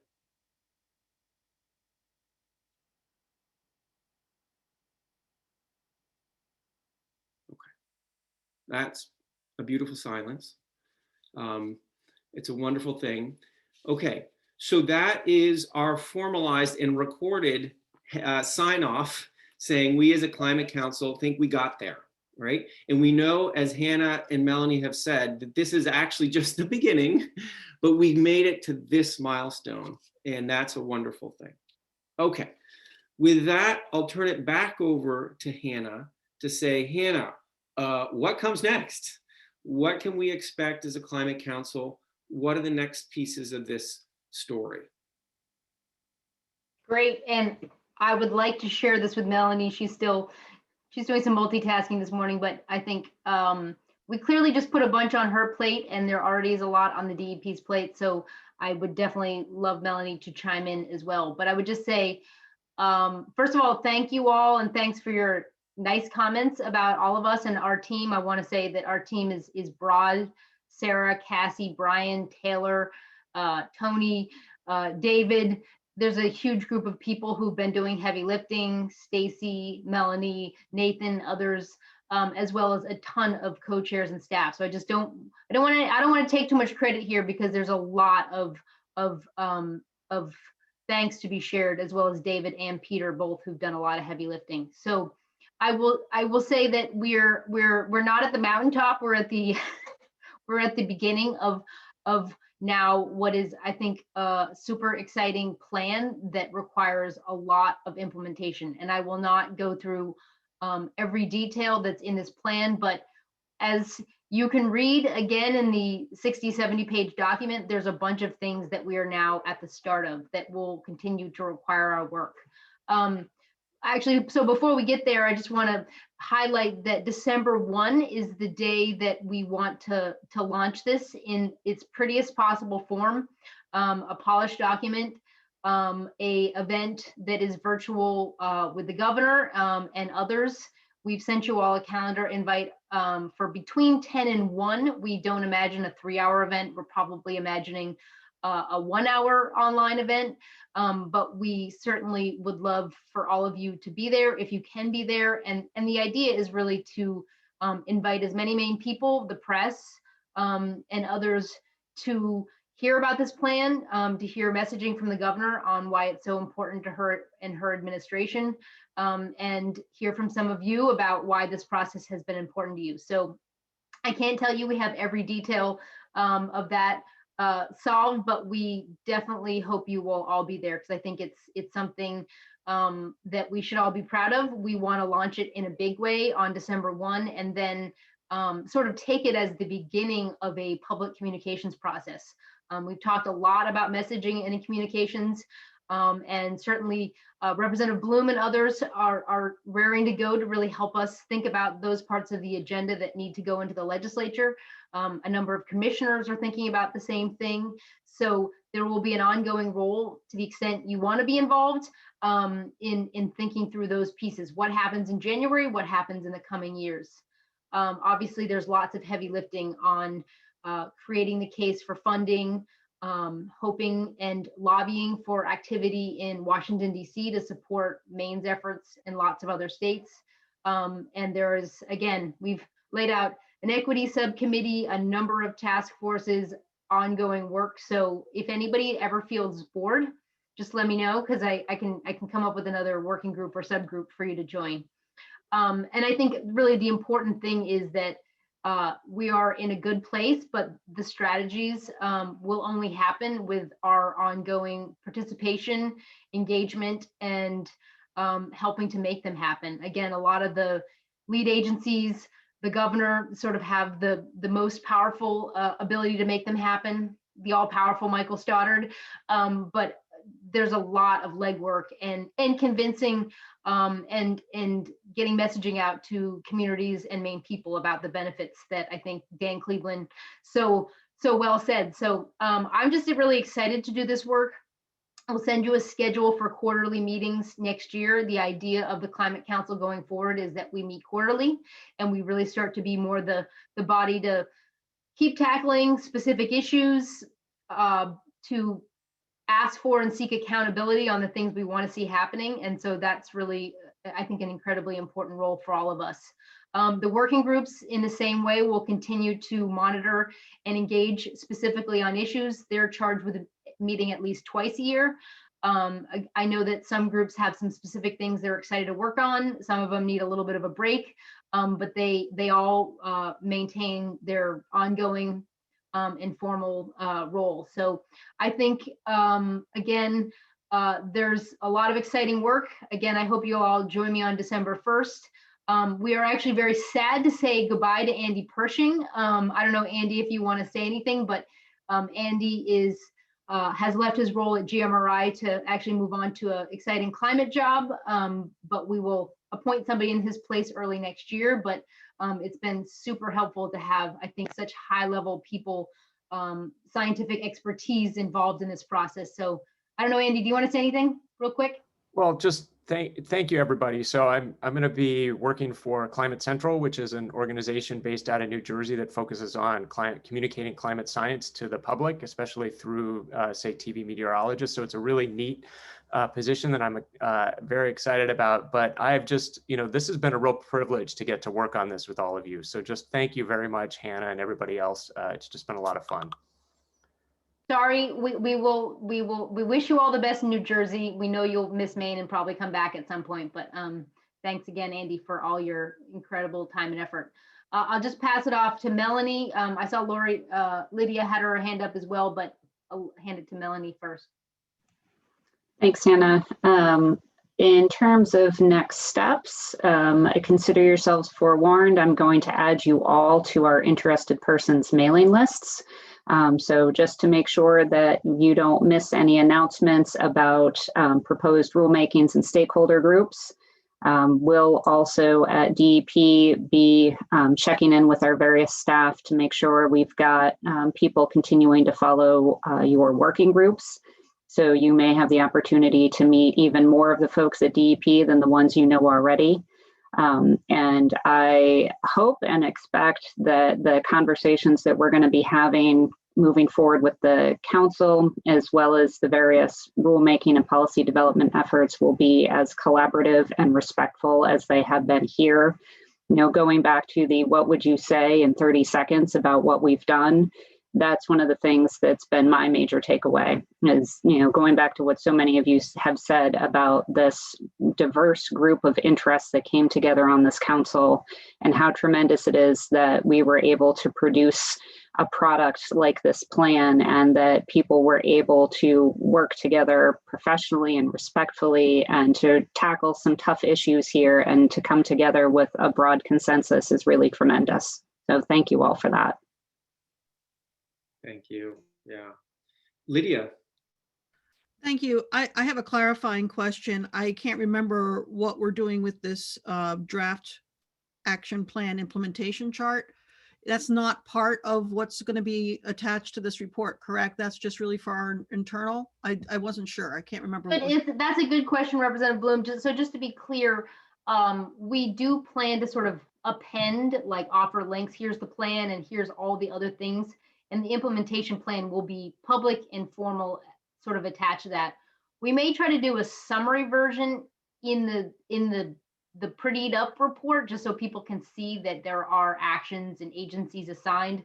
We just know we can't fit the whole thing in the document in a clear way. So I think a simplified version of that may go in the plan, and the full implementation chart will sort of be an accompanying document. So I think it's, again, we started off talking about the working group documents. They have a lot of important detail about implementation, and that work is still relevant and it will still be kind of clearly a part of the plan. Is want more, refer back to what the working committee said. So that is the plan. And again, thanks to, if any of the attendees out there were working group members, which I assume they are, that heavy lifting did make a difference, and it will continue to make a difference as we start to do implementation work. What's missing in this implementation chart is it says just new or existing program. It doesn't go as far as to say that it's going to be an executive order or it's going to be a legislative, it has to be a bill. So are we going to go further, or are we just going to leave it either new or existing program? Or is this it, or is it going to be expanded upon in terms of what exactly we need? I think areas where new legislation is needed, we will add that, and we will be coming to talk to you, Representative Bloom, and your climate caucus and all members on both sides of the aisle about next steps.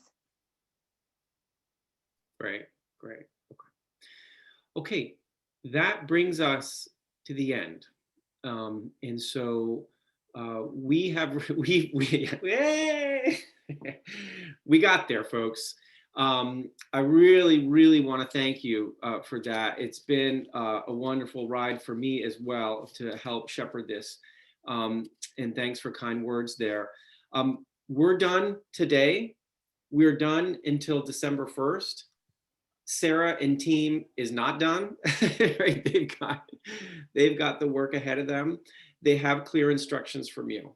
And so we're big believers in no surprises, right? So that's our mantra, and that's our commitment, is no surprises. So thanks, everyone. I like in these meetings that everybody unmute your mic, right? Like everybody just unmute and be like, hi, bye, thanks, everyone. We're done. All right, take care, everybody. One final thank you to David for keeping Yay, us all. Absolutely. So thanks, we had everyone. Peter, Woodrow as well. Who's meeting me for drinks at Dan's place? Oh, sorry. All right, everybody. Thanks so much. Take care. Thank you. Thanks. Thank you. Thank you. All the best.